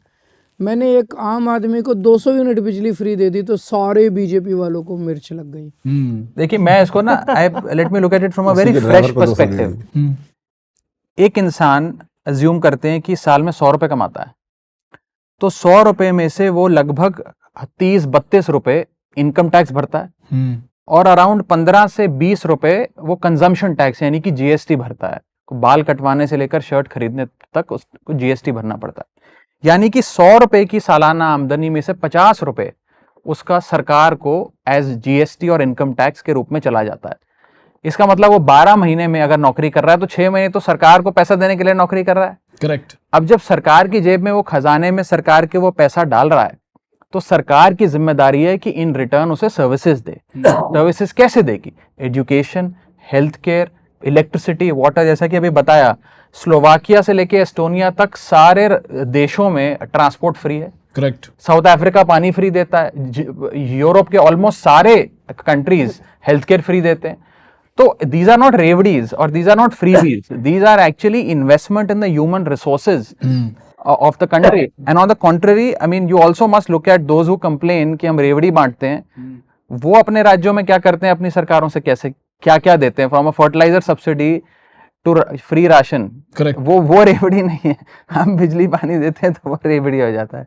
And in fact I tell you जैसे अभी सर भी कह रहे थे, पानी का जो सब्सिडी है वो वेल डिजाइंड भी है। 20,000 लीटर के ऊपर 21,000 पे पूरा बिल आता है, राइट? तो जिसका पानी हम बचपन से देखते आए हैं, इतनी एड्स आती थी जी, कमरे से नल का बंद करो, आज तक किसी ने किया नहीं। इतनी एड्स आती थी, मुझे लगता है पब्लिक सर्विस एड्स, कि भाई कमरे से बाहर जा रहे हो तो लाइट ऑफ किया करो। आई don't think anyone would have done it. But आज जब 200 यूनिट के ऊपर बिल जीरो नहीं आता तो हर परिवार ध्यान से बिजली यूज करता है। करेक्ट। उनको लगता है कि हम अपनी कंजम्पशन 200 यूनिट से नीचे रखें कि बिल हमारा जीरो आए। सो ये सिर्फ फ्रीबी या सब्सिडी नहीं है, बहुत केयरफुली डिजाइंड पॉलिसीज हैं, ऑल्सो सो दैट कंज्यूमर की रिस्पॉन्सिबिलिटी बने कि हमें बिजली कंजर्व करनी है, हमें इलेक्ट्रिसिटी कंजर्व करनी है। Understood. So they have incentives built into that policy, which then resulted to economic activity. Sir, I'll tell you what exactly is my point of skepticism. When it comes to free electricity, it's great because it is giving a safe house to people. When it comes to Sanjeevani Yojana, where senior citizens are given allowance, that's great because I have a grandmother for whom even 3,000 rupees a month is a very big deal. When it comes to Dr. Ambedkar Samman Scholarship, again a very big deal because it empowers the Dalits. My skepticism lies in policies where we are giving out 1,000 rupees to the women per month for the next 12 months. Because I just did some maths, sir. If there are 22.93 lakh people who fall below the poverty line, assuming 10 lakh women in poverty, on top of the bus subsidy, on top of the electricity subsidy, on top of the water subsidy, if we distribute 1,000 rupees per month, it comes down to 1,200 crores, which is the budget that we can utilize to build 120 schools. We can skill. But it's not either or. हमने कब कहा हम school नहीं बना रहे? But sir ये 1,000 rupees देने से क्या होगा सर? ये तो थ्योरेटिकल डिस्कशन है। 1,200 करोड़ रुपए से इतने स्कूल बना लो, इतने हॉस्पिटल बना लो, इतने ये बना लो। हम स्कूल भी बना रहे हैं, हम हॉस्पिटल भी बना रहे हैं, हम महिलाओं को भी खर्चा दे रहे हैं। मैं आपको एक छोटा सा एग्जांपल देता हूँ। एक बंदे ने कहा, जब हमने फ्री नहीं किया था बस यात्रा महिलाओं की, कहता मैंने एक महिला को कंडक्टर से 2 रुपए के लिए लड़ते हुए देखा है। तो एक महिला के हाथ में जब 1,000 रुपए महीने में आते हैं, तो जिनके घर का खर्चा नहीं चलता ना, उनसे पूछ के देखो उस 1,000 रुपए की कीमत क्या है। Sir how do we make sure this man? Sorry. तो जब वो उसका बच्चा आता है, हो सकता है वो बच्चे को दूध नहीं पिला पाते 2 टाइम, उस पैसे से वो बच्चे के लिए फ्रूट्स खरीद सकती है, दूध पिला सकती है उसको, उस बच्चे को अच्छा न्यूट्रिशियस फूड दे सकती है, उस बच्चे के लिए अच्छी एजुकेशन का इंतज़ाम कर सकती है, अपने परिवार के लिए बहुत कुछ कर सकती है। जो बच्चियां पढ़ नहीं पाती वो अपने लिए बुक्स खरीद सकती हैं। आप सोच भी नहीं सकते कि एक आपने इतनी सारी चीज़ें सुनी, women empowerment, women empowerment, women empowerment. क्या होता है विमेन एम्पावरमेंट यार? आपके हिसाब से मैं आपसे पूछना चाहता हूँ, what does a women empowerment mean? Sir I think education and freedom, बस, एंड हेल्थ केयर। असली एम्पावरमेंट पैसा होता है, बहुत फाइनेंशियल फ्रीडम। सारा एम्पावरमेंट पैसे में है और कहीं नहीं है, बाकी सब थ्योरेटिकल है। आप जैसे पढ़े लिखे लोगों के चोंचले हैं। असली एम्पावरमेंट पैसा है। एक औरत के हाथ में 1,000 रुपए दे, एक औरत ने बताया, एक टीवी प्रोग्राम में मैं था, so there were lot of women sitting there. वो कहती है अभी पति से छुप छुप के पैसे चुराने पड़ते हैं, और उस चुराए हुए पैसे को कहीं रखती हूँ कि जब जरूरत पड़े। मुसीबत आएगी परिवार में तो खर्च कर लूंगी। कहती है अब केजरीवाल जी आप जब 2100 रुपये महीना दोगे तो मुझे छुपाने की जरूरत नहीं है, मेरा पति पूछेगा मैं कह सकती हूँ, मेरे भाई ने भेजे हैं। सर तो आप वो एक औरत का जो एम्पावरमेंट असली पैसे में है यार। एक गरीब और मिडिल क्लास के आदमी के हाथ में पैसा देना ही सबसे बेस्ट इकोनॉमिक्स है। कोई भी इकोनॉमिक थ्योरी उठा के देख लो आप। एक थ्योरी है trickle down theory. Trickle down theory कहती है कि अंबानी और अडानी की जेब में ज़्यादा पैसा डालो, जो मोदी जी कर रहे हैं। तो उसमें वो कहते हैं भाई अंबानी की जेब में पैसा जाएगा, अडानी की जेब में पैसा जाएगा, तो वो फिर नई नई इंडस्ट्री लगाएंगे, फिर वो धीरे धीरे बूंद बूंद बूंद बूंद करके नीचे जाएगा। Trickle down theory. और एक है बॉटम्स अप थ्योरी। आप जब आम आदमी के हाथ में पैसा डाल देते हो तो वो मार्केट में जाके खरीदता है कुछ, तो वो कपड़े खरीदता है, बर्तन खरीदता है, साबुन खरीदता है, रोज़मर्रा की ज़रूरतें खरीदता है। उनकी फिर डिमांड बढ़ती है इकोनॉमी में। जब इकोनॉमी में डिमांड बढ़ती है तो प्रोडक्शन बढ़ती है, प्रोडक्शन बढ़ती है तो जॉब्स क्रिएट होते हैं और फिर जीडीपी ग्रो करती है। जब अंबानी और अडानी के हाथ में पैसा जाता है तो वो अपनी वाइफ को बर्थडे के अंदर एक हवाई जहाज गिफ्ट करता है, तो हवाई जहाज की डिमांड बढ़ती है, उससे कुछ नहीं होता। तो आपकी सबसे बेस्ट इकोनॉमिक किसी भी तरह से आप आम आदमी के हाथ में पैसा पहुंचा दो। तो हमने मिनिमम वेज इंक्रीज करके आम लेबर के हाथ में पैसा, मजदूर के हाथ में पैसा पहुंचाया। और महिलाओं के हाथ में, अगर गरीब महिलाओं के हाथ में 1000 रुपए दे रहे हैं, इससे बड़ा और इससे अच्छा इकोनॉमिक डिसीजन नहीं हो सकता। ओके वो मार्केट वो क्या करेगी उस पैसे का? वो मार्केट में जाके कुछ सामान खरीदेगी, घर का सामान खरीदेगी, इसी से इकोनॉमी बढ़ेगी। Sir but doesn't this inculcate a bad habit of expecting money from the government all the time? एक ये बड़ी इंटरेस्टिंग चीज आती है कि अगर गरीबों को पैसा दे दिया तो ये आलसी हो जाएंगे, काम करना बंद कर देंगे। अडानी को मोदी जी कितना देते हैं हर साल? I have no idea sir. जो भी देते हैं वो तो आलसी नहीं हुआ, ये गरीबी आलसी होंगे। How do we ensure that this money is not misused? Misuse How क्या do you होता है? ensure that the money transferred by Modi ji to Adani is not misused? Sir, I have no idea. Misuse क्या होता है? Sir, I'll tell you, sir. I'll tell you. एक चीज दो ही चीजें क्या मिसयूज करेगी? पिक्चर दिखाएगी, यही मिसयूज होगा। एक दिन अपने लिए 2 सूट खरीद लेगी, क्या बुरा है यार? ठीक है सर, क्योंकि अभी सर अभी आपने एक चीज बताओ, हाँ। अगर एक गरीब महिला अपने लिए 2 सूट खरीद ले, एक महीने में एक अपने बच्चों के साथ दोनों बच्चों को ले जाके पिक्चर देखा है, कौन सा मिसयूज हो गया यार? थोड़ा सा एंटरटेनमेंट उनको भी जिंदगी में कर लेने दो। तो you are saying benefit of doubt? Of course नहीं दो ही चीजें हो सकती हैं। Benefit and where is doubt. दो ही चीजें हो सकती हैं इसमें।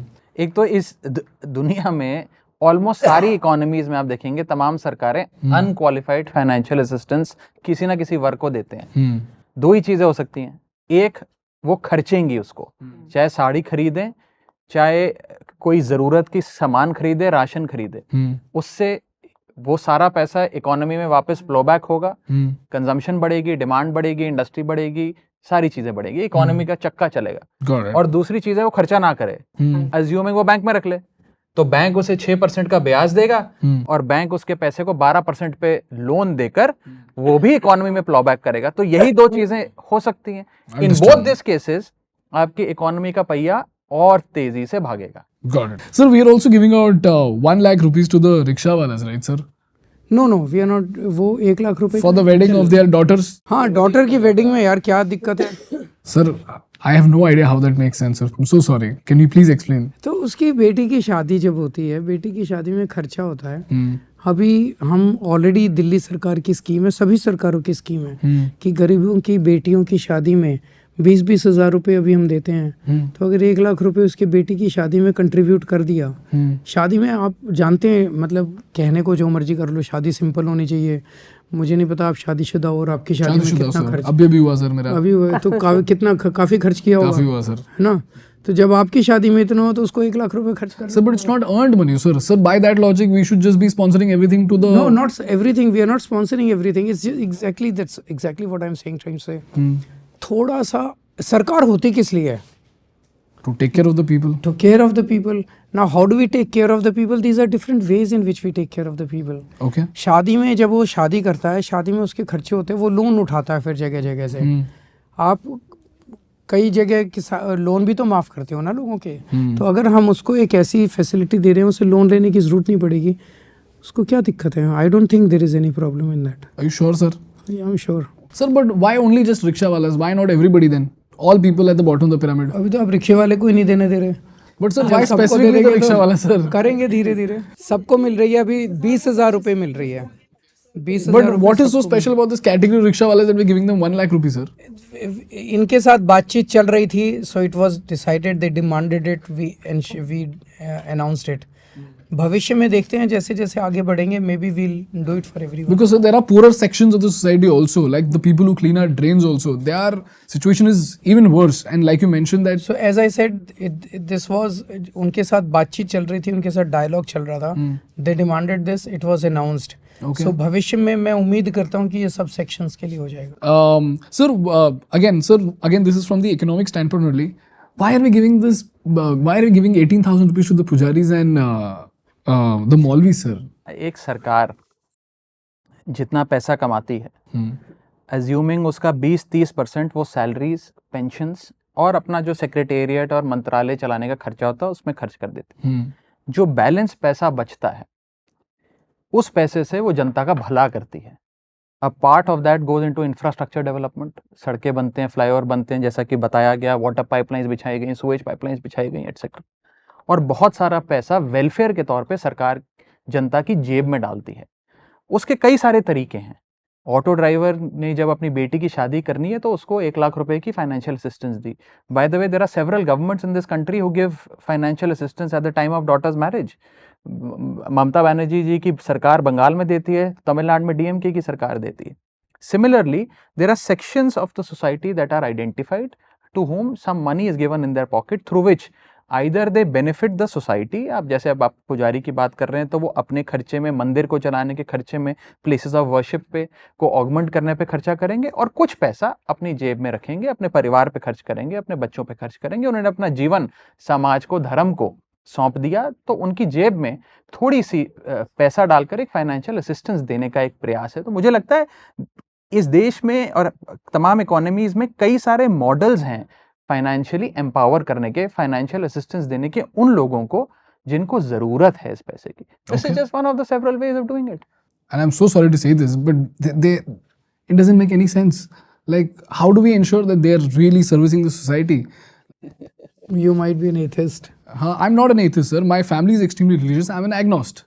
I believe in things when I see them happen, and I've seen these things happen very practically, very often, very frequently across the There are a large country. number of people in this country who are religious minded, like your mother. Likewise, I would say more than 95% of this country is like your mother, and they support this. Okay. But they will all, अब कुछ भी announce करो, there will always be a certain section of the society which will be against it. Got it, sir. So I think हमने 95% लोगों के हिसाब से announcement किया. और जो भगवान की सेवा कर रहा है हम उसकी सेवा कर रहे हैं। सर सब लोग तो नहीं कर रहे हैं सर, बट ठीक है। देखिए, ये इस बात को आप समझिए। आपने कहा कि हो सकता है उसमें से कुछ मिसयूज करें या वो गलत काम करते हैं। मान लीजिए 10% उनमें से गलत काम भी करते हैं, बट हम 90% लोगों को उस 10% के मिसयूज और फ्रॉड की वजह से डिप्राइव नहीं कर सकते। ओके। जैसे अगर आप पुजारियों को देखिए या ग्रंथियों वगैरह को देखिए, आप लोगों की जिंदगी में मतलब बिलीफ और फेथ का बहुत बड़ा स्थान होता है, राइट? सुख दुख के समय पे यही पुजारी, यही पंडित, यही ग्रंथी हमारे साथ खड़े होते हैं। हो सकता है कि कुछ तरह के मॉडर्न आउटलुक वाले लोग, उनको लगता है कि शायद हमें ज़रूरत नहीं है, लेकिन जब आपके परिवार का कोई गुजर जाता है ना, तो जो पंडित वहाँ पे खड़े होके अंतिम संस्कार कर रहा होता है, जो 13 दिन आके घर में आपके रिचुअल्स करता है, वो आपके लिए बहुत बड़ी इमोशनल सपोर्ट है। बट पैसे भी लेता ना मैम उसके लिए। मैं बताता फॉर हूँ every service that they deliver. ऐसे कुछ पंडित और ऐसे कुछ ब्राह्मण हो सकते हैं who are pretty well off, और जब भी हम ऐसी चीज़ों की बात करते हैं हमारे सामने उन्हीं की शक्ल आती है। बट बिलीव मी, 80 to 90% पुजारी हैंड टू माउथ जीते हैं। आपके घर में शादी है, आपके घर में मौत हो गई, बर्थडे है, कोई भी वो है, आप उस पुजारी के हाथ में जो भी रख देते हैं, आज तक कभी किसी पुजारी ने आपको कहा कि दक्षिणा कम दी भाई साहब आपने? कहा तो है सर, इसीलिए मैं बोल रहा हूँ। मेरे को कभी नहीं कहा। मैं आज तक कभी ऐसे पुजारी से, पंडित से, ब्राह्मण से नहीं मिला। उसके हाथ में आप 11 रुपये रख दो, उसके हाथ में 101 रुपये रख दो, उसके हाथ में 1100 रुपये रख दो या 11,000 रुपये रख दो, जो मर्जी आप उसके हाथ में रख दो, वो आपको आशीर्वाद दे के घर चला जाता है।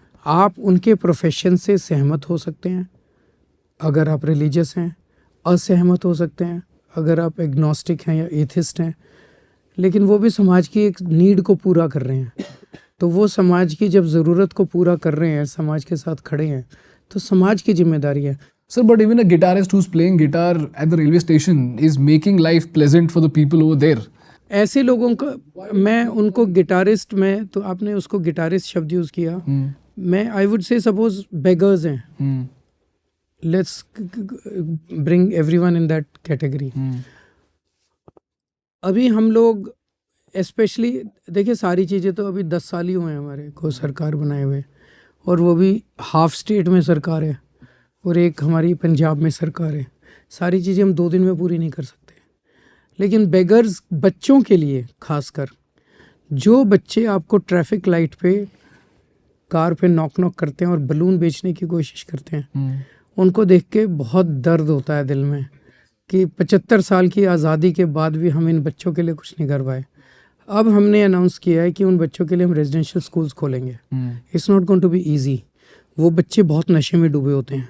उन लोगों को सही रास्ते पे लाना is not just spending some money on them, it's also going to be quite a laborious task.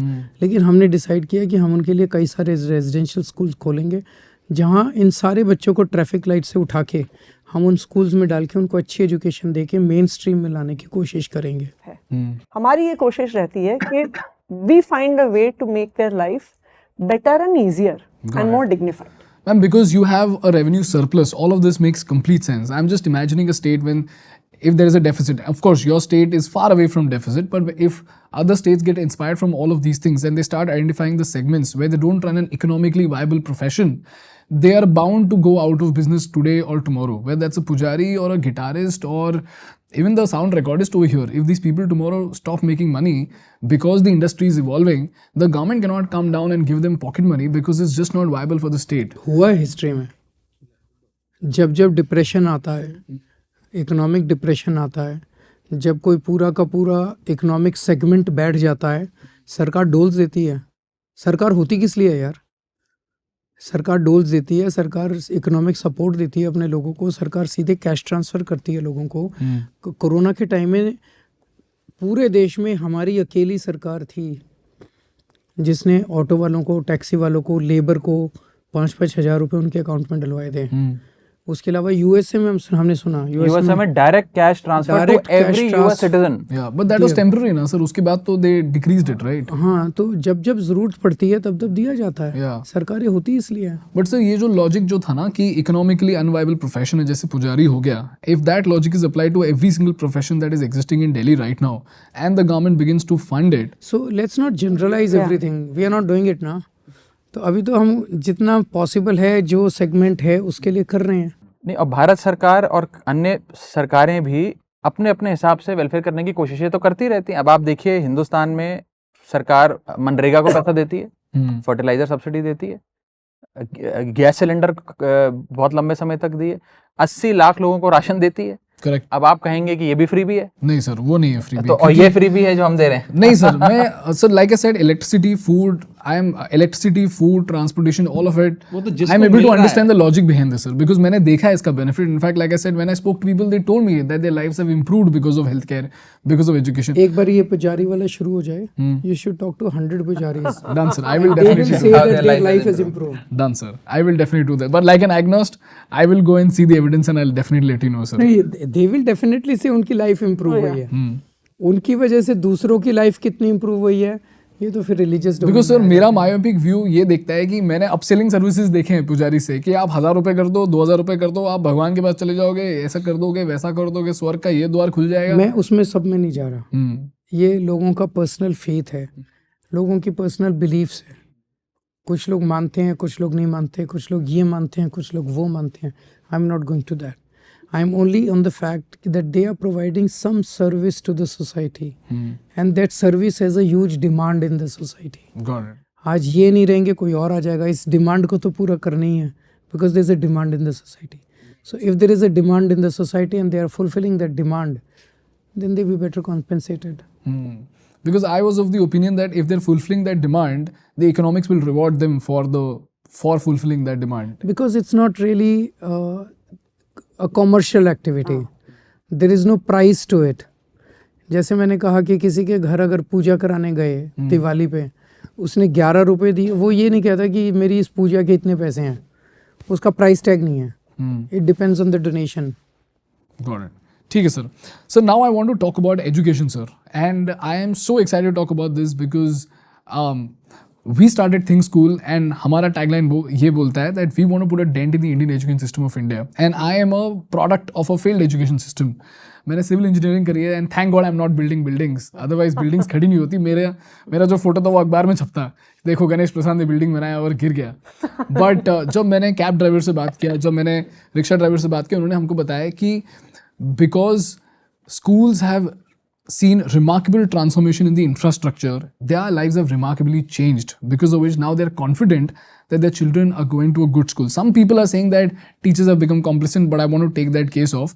The very fact, the hard work, which is about changing the infrastructure of the school, that has been done by your government, which is commendable.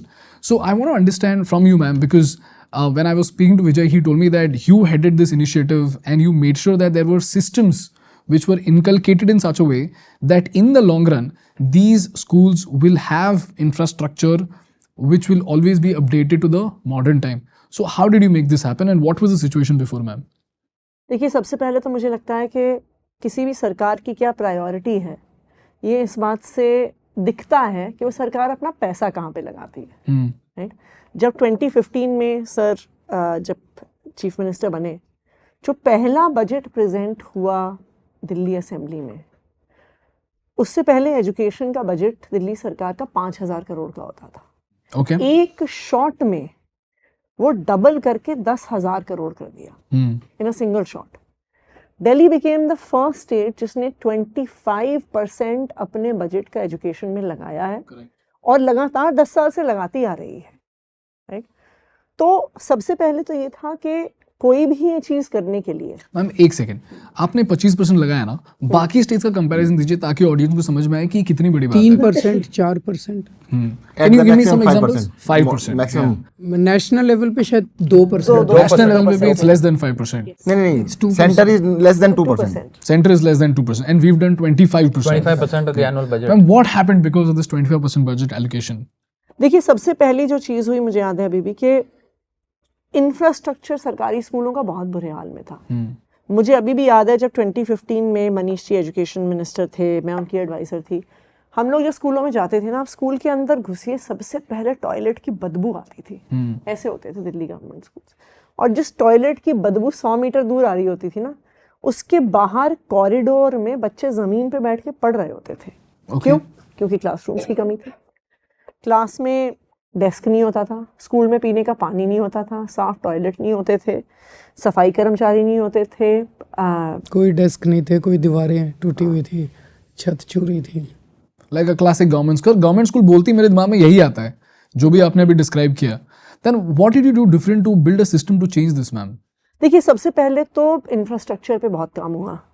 Jain साहब PWD minister थे उस समय. ऐसी war footing पे PWD ने कमरे बनाए. अगर आप 1947 to 2015 देखिए, दिल्ली के सरकारी स्कूलों में 24,000 कमरे बने इन द 65 years. 2015 to 2025 हमने 22,700 कमरे बना लिए within 10 years. That's amazing. So the speed at which infrastructure was built, और मैं ये मानती हूँ, और उसमें जैन साहब का मैं बहुत बड़ा कंट्रीब्यूशन मानती हूँ, कि ना सिर्फ इंफ्रास्ट्रक्चर बना, हाई क्वालिटी इंफ्रास्ट्रक्चर बना. अच्छा, मुझे भी शुरू में लगता था कि भाई ऐसी क्या ज़रूरत है ग्रेनाइट लगाने की, ऐसी क्या ज़रूरत है स्टेनलेस स्टील की हमें रेलिंग्स लगाने की. लेकिन आज अगर आप स्कूलों में जाइए, जो इतना शानदार इंफ्रास्ट्रक्चर बना है, जब सरकारी स्कूल में बच्चे जाते हैं ना, अपना कॉलर उठा के जाते हैं, अपना सीना Aspiration. चौड़ा करके जाते हैं। एक ही चीज से मैं बता, शील कंटिन्यू। 2015 में सरकार बनी, एक स्कूल में हम लोग गए, एक बच्चे से पूछा, हमने कहा भाई आप तो देश का भविष्य हैं। उस बच्चे ने कहा नहीं सर, मैं देश का भविष्य नहीं हूँ, मैं तो सरकारी स्कूल में पढ़ता हूँ, देश का भविष्य तो प्राइवेट स्कूल वाले हैं। अच्छा। हाँ। Yes. आज 7 साल बाद जब उसी स्कूल में गए, वही बच्चा मिला, कहता सर। देखो very sweet. मैं ना सरस्वती विहार में रहता हूँ, हमारे साथ में पीडब्ल्यूडी ने, दिल्ली सरकार ने एक स्कूल बनाया था।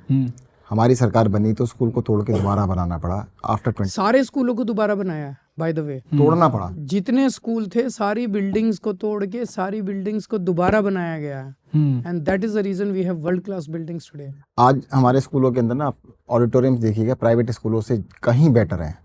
Air conditioned auditoriums in government schools, swimming pool बनाए, लिफ्ट्स। अगर 3-4 मंजिली स्कूल है तो लिफ्ट लगी हुई है स्कूलों के अंदर, गवर्नमेंट स्कूल्स के अंदर। Sir, was this a question of just intent, or could any government have done this? Intent, That's it. नीयत।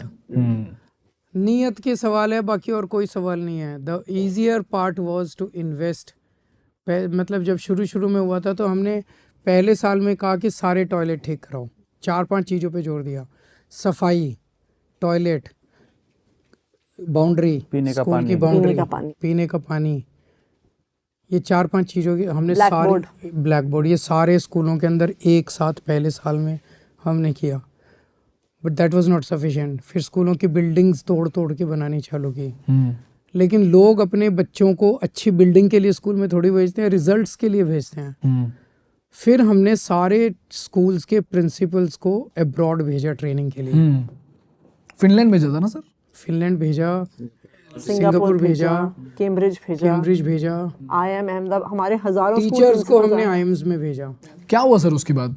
When the teachers came back, what was the change in their मैं perspective? आपको बड़ी interesting बात बताती हूँ। हमारा एक batch of principles IIM Ahmedabad गया था। So once they came back, तो मैं उनमें से कुछ के साथ बैठी हुई थी। मैंने उनसे पूछा कि कैसा रहा, क्या अच्छा लगा। I'll never forget that conversation। उस प्रिंसिपल ने 2 चीज़ें कही। उसने कहा कि IIM अहमदाबाद में हम जब गए, कहते वहाँ पे हर क्लास बिल्कुल डॉट टाइम पे शुरू होती थी, राइट।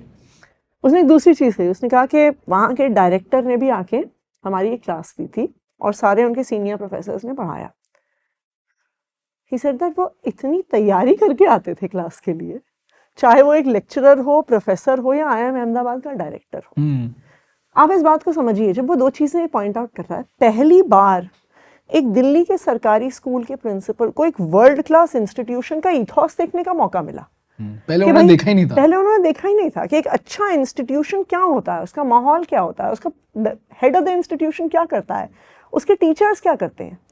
तो IIM अहमदाबाद में वो लीडरशिप ट्रेनिंग तो लेके आए, सिंगापुर में वो लीडरशिप ट्रेनिंग, कैम्ब्रिज में वो लीडरशिप ट्रेनिंग तो लेके आए, पर पहली बार उनको एक वर्ल्ड क्लास इंस्टीट्यूशन देखने का मौका मिला। उनको लगा कि भाई मुझे अपना स्कूल यहाँ पे पहुँचाना है। वरना वो यही देखते थे, मेरे बगल का सरकारी स्कूल भी टूटा हुआ है, इस तरफ भी टूटा हुआ है, यहाँ से भी बच्चे छुट्टी होने से पहले भाग जाते हैं, यहाँ से टीचर ट्रेन पकड़ने के लिए भाग जाते हैं। तो बेंचमार्क चेंज हो गया उनका। बेंचमार्क उनके चेंज हो गए। Got it. दूसरा मैं ये भी देखती हूँ कि बहुत सारी चीज़ें जो हमने करी वो रॉकेट साइंस नहीं थी, वो बहुत सिंपल चीज़ें थी। अब जैसे स्कूलों में सफाई नहीं है, या आपको क्या करना है, आपको वहाँ पे कोई सफाई के लिए लगाना है, आपको उनको मटेरियल देना है कि भाई जितने बच्चे हैं उसके हिसाब से इतनी सफाई होनी चाहिए, और सफाई नहीं हो तो उसके हिसाब से पेनल्टीज होनी होगी। ये कोई रॉकेट साइंस नहीं है, बट किसी ने उससे पहले अपना माइंड ही नहीं अप्लाई किया। नियत ही नहीं थी, एजुकेशन प्रायोरिटी ही नहीं थी। सर इतना मैं आपको एक इंटरेस्टिंग बात बताती हूँ। जब हमने शुरू में ये बात हुई कि साफ सफाई करनी है, तो हम एक नए सैनिटेशन कॉन्ट्रैक्ट को लाने के प्रोसेस में थे। तो तब हम बड़ी चर्चा करते थे कि भाई इतने बच्चे हैं तो इतने सफाई कर्मचारी चाहिए, और आपको इतना हार्पिक चाहिए, और आपको इतना साबुन चाहिए। I remember once telling Manish ji, मुझे कई बार लगता है मैं सैनिटेशन डिपार्टमेंट में काम करती हूँ रादर देन एजुकेशन डिपार्टमेंट। लेकिन जब स्कूल साफ होते हैं ना, even before the infrastructure change, when the schools started getting cleaner, that was also signaling of intent।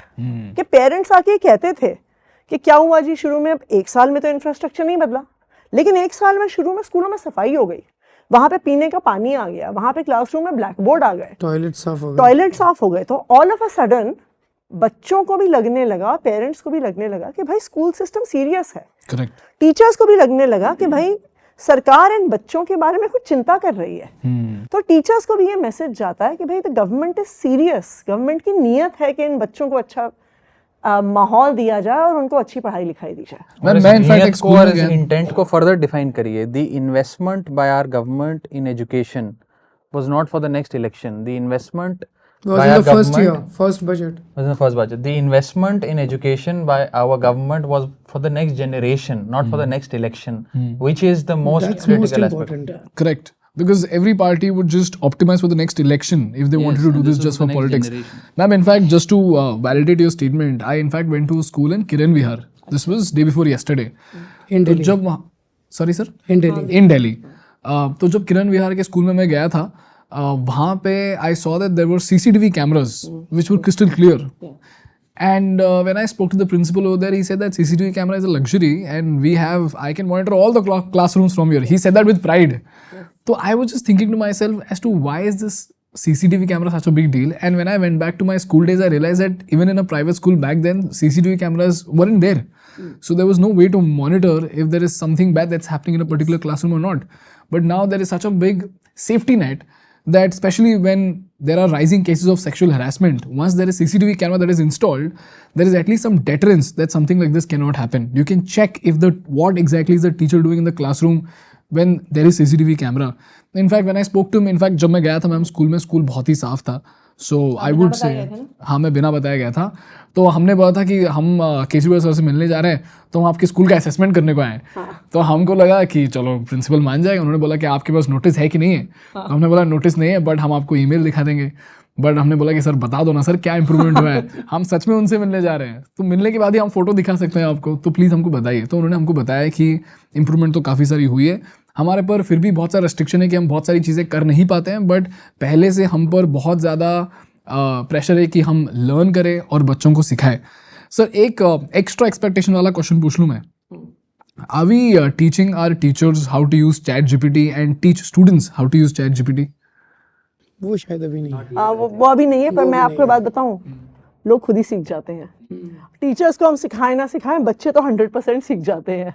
Ma'am यहाँ पे एक्चुअली मैं आपकी एक हेल्प कर सकता हूँ. इनफैक्ट द फ्रेंड जिसके घर पे मैं रुका हूँ, his name is Ansh Mehra. He runs a school call the cutting edge school, और वो बड़ी बड़ी यूट्यूब पे ट्यूटोरियल्स बनाता है how to use ChatGPT. I will get him to make a special video for children and for teachers. वो 1 घंटे का 1.5 घंटे का वीडियो होगा. If you could just circulate that in schools and make it mandatory for them to watch it, that would make a huge difference, because sir, ChatGPT is such a wonderful thing.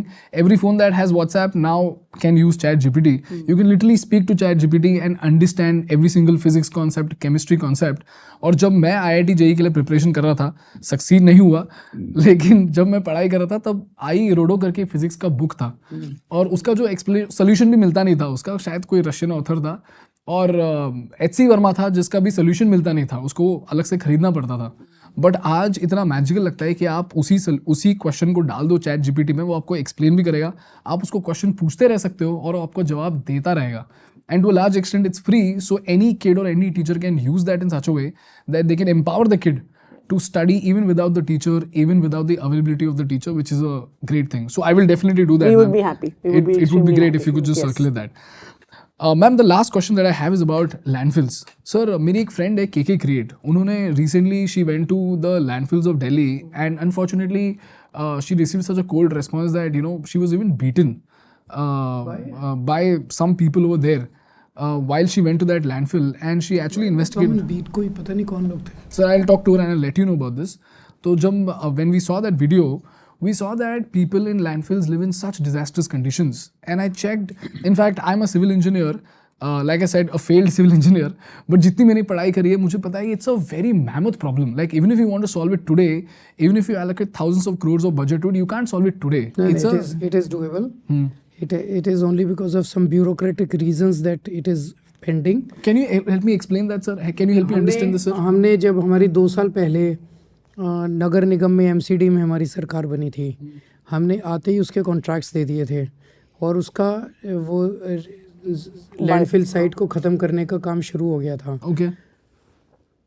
वो contracts 1 साल के थे या 1.5 साल के थे, I don't remember the period, bio mining के। Bio mining के। ओके और उसके बाद वो कॉन्ट्रैक्ट्स का पीरियड ख़त्म हो गया, they had to be extended, वो एक्सटेंड नहीं हो पाए ओके क्यों बिकॉज सर? वो नगर निगम में एक स्टैंडिंग कमेटी होती है, ओके वो स्टैंडिंग कमेटी ही सारे प्रोजेक्ट्स को फाइनेंशियली अप्रूवल देती है। ओके वो स्टैंडिंग कमेटी 2 साल हो गए अभी तक बन नहीं पाई because there is a case going on in supreme court about it's a very long story, Complicated. Very complicated story. So वो सुप्रीम कोर्ट में स्टैंडिंग कमेटी के कॉन्स्टिट्यूशन का मामला पेंडिंग पड़ा हुआ है और उसी की वजह से कोई भी बड़े कॉन्ट्रैक्ट सिस्टम दिल्ली के नगर निगम में पास नहीं हो पा रहे हैं। This is a high cost contract. So वो कॉन्ट्रैक्ट अदरवाइज उसमें हमने अंदाज़ा लगाया था 2.5 से 3 साल के अंदर सारे साफ़ हो जाते हैं, तो अभी तक वो साफ़ हो गया होता। इट इज़ जस्ट दैट ये ब्यूरोक्रेटिक इसके जैसे वो स्टैंडिंग कमेटी कंस्टिट्यूट होगी मुझे लगता है 1.5-2 साल के अंदर साफ़ हो जाएंगे। क्योंकि सर इसलिए डेडलाइन ये आगे बढ़ता जा रहा है क्या? Because earlier was 2017, now it's 2028। 2017 में तो हमारी सरकार नहीं थी, हमारी सरकार बनी 2022 दिसंबर में, 2022 दिसंबर में बनी थी। हम 2024 के उसमें हैं, 2 साल हुए हैं। 2 साल में हम इसको साफ कर देते अगर स्टैंडिंग कमेटी बनी हुई होती तो। Got it. So now sir इसका कोई एस्टिमेट टाइम है कि नहीं सर? क्या ये चलता भी रह सकता है? स्टैंडिंग कमेटी जैसी बनेगी उसके 2 साल में बन जाएगा। सर ये जो माउंटेन जो है इसको हम क्लियर कर सकते हैं, that is quite practical, but even now when the incoming waste is coming out still segregation is not happening in every single house. वो अब सारे इनका डे टू डे बेसिस पे sufficient capacity is being created in Delhi कि इस रोज का कूड़ा जो है वो रोज इंक्यूबेशन उसमें चला जाएगा और वहाँ पे वो वेस्ट टू एनर्जी प्लांट्स के अंदर चला जाएगा और वहाँ पे वो एनर्जी में कन्वर्ट हो it will also become economically viable sir? या Got it. Sir, which does that also indicate that there is a large business opportunity in this space for waste management? Yes. Got it. Thank you so much, sir. Those are all my questions. We still have one section left, but then I'll cut you some slack. But thank you so much for spending so much time with me, sir. It was Thank a you so pleasure much talking to for you. being so cooperative with all my rebuttal, sir. It's a little over midnight now. Yeah, little over midnight. But Thank you can see, you can see how excited we all are by this conversation. I'm very thrilled to see this, sir. And you know what I really appreciate is that every time every time I put out a rebuttal, it's not like you're being defensive. You actually explained it to me, which is why it makes sense. So regardless of whether I agree or disagree, I understand your perspective, where you're coming from, which is more important. So thank you so much, sir, for doing all this. Thank really you. means a lot. Thank you so Thank much. you. I hope Thank you you. had a Thank wonderful you. time. Yes। We did. Thank you so much. Thank Thank you. you.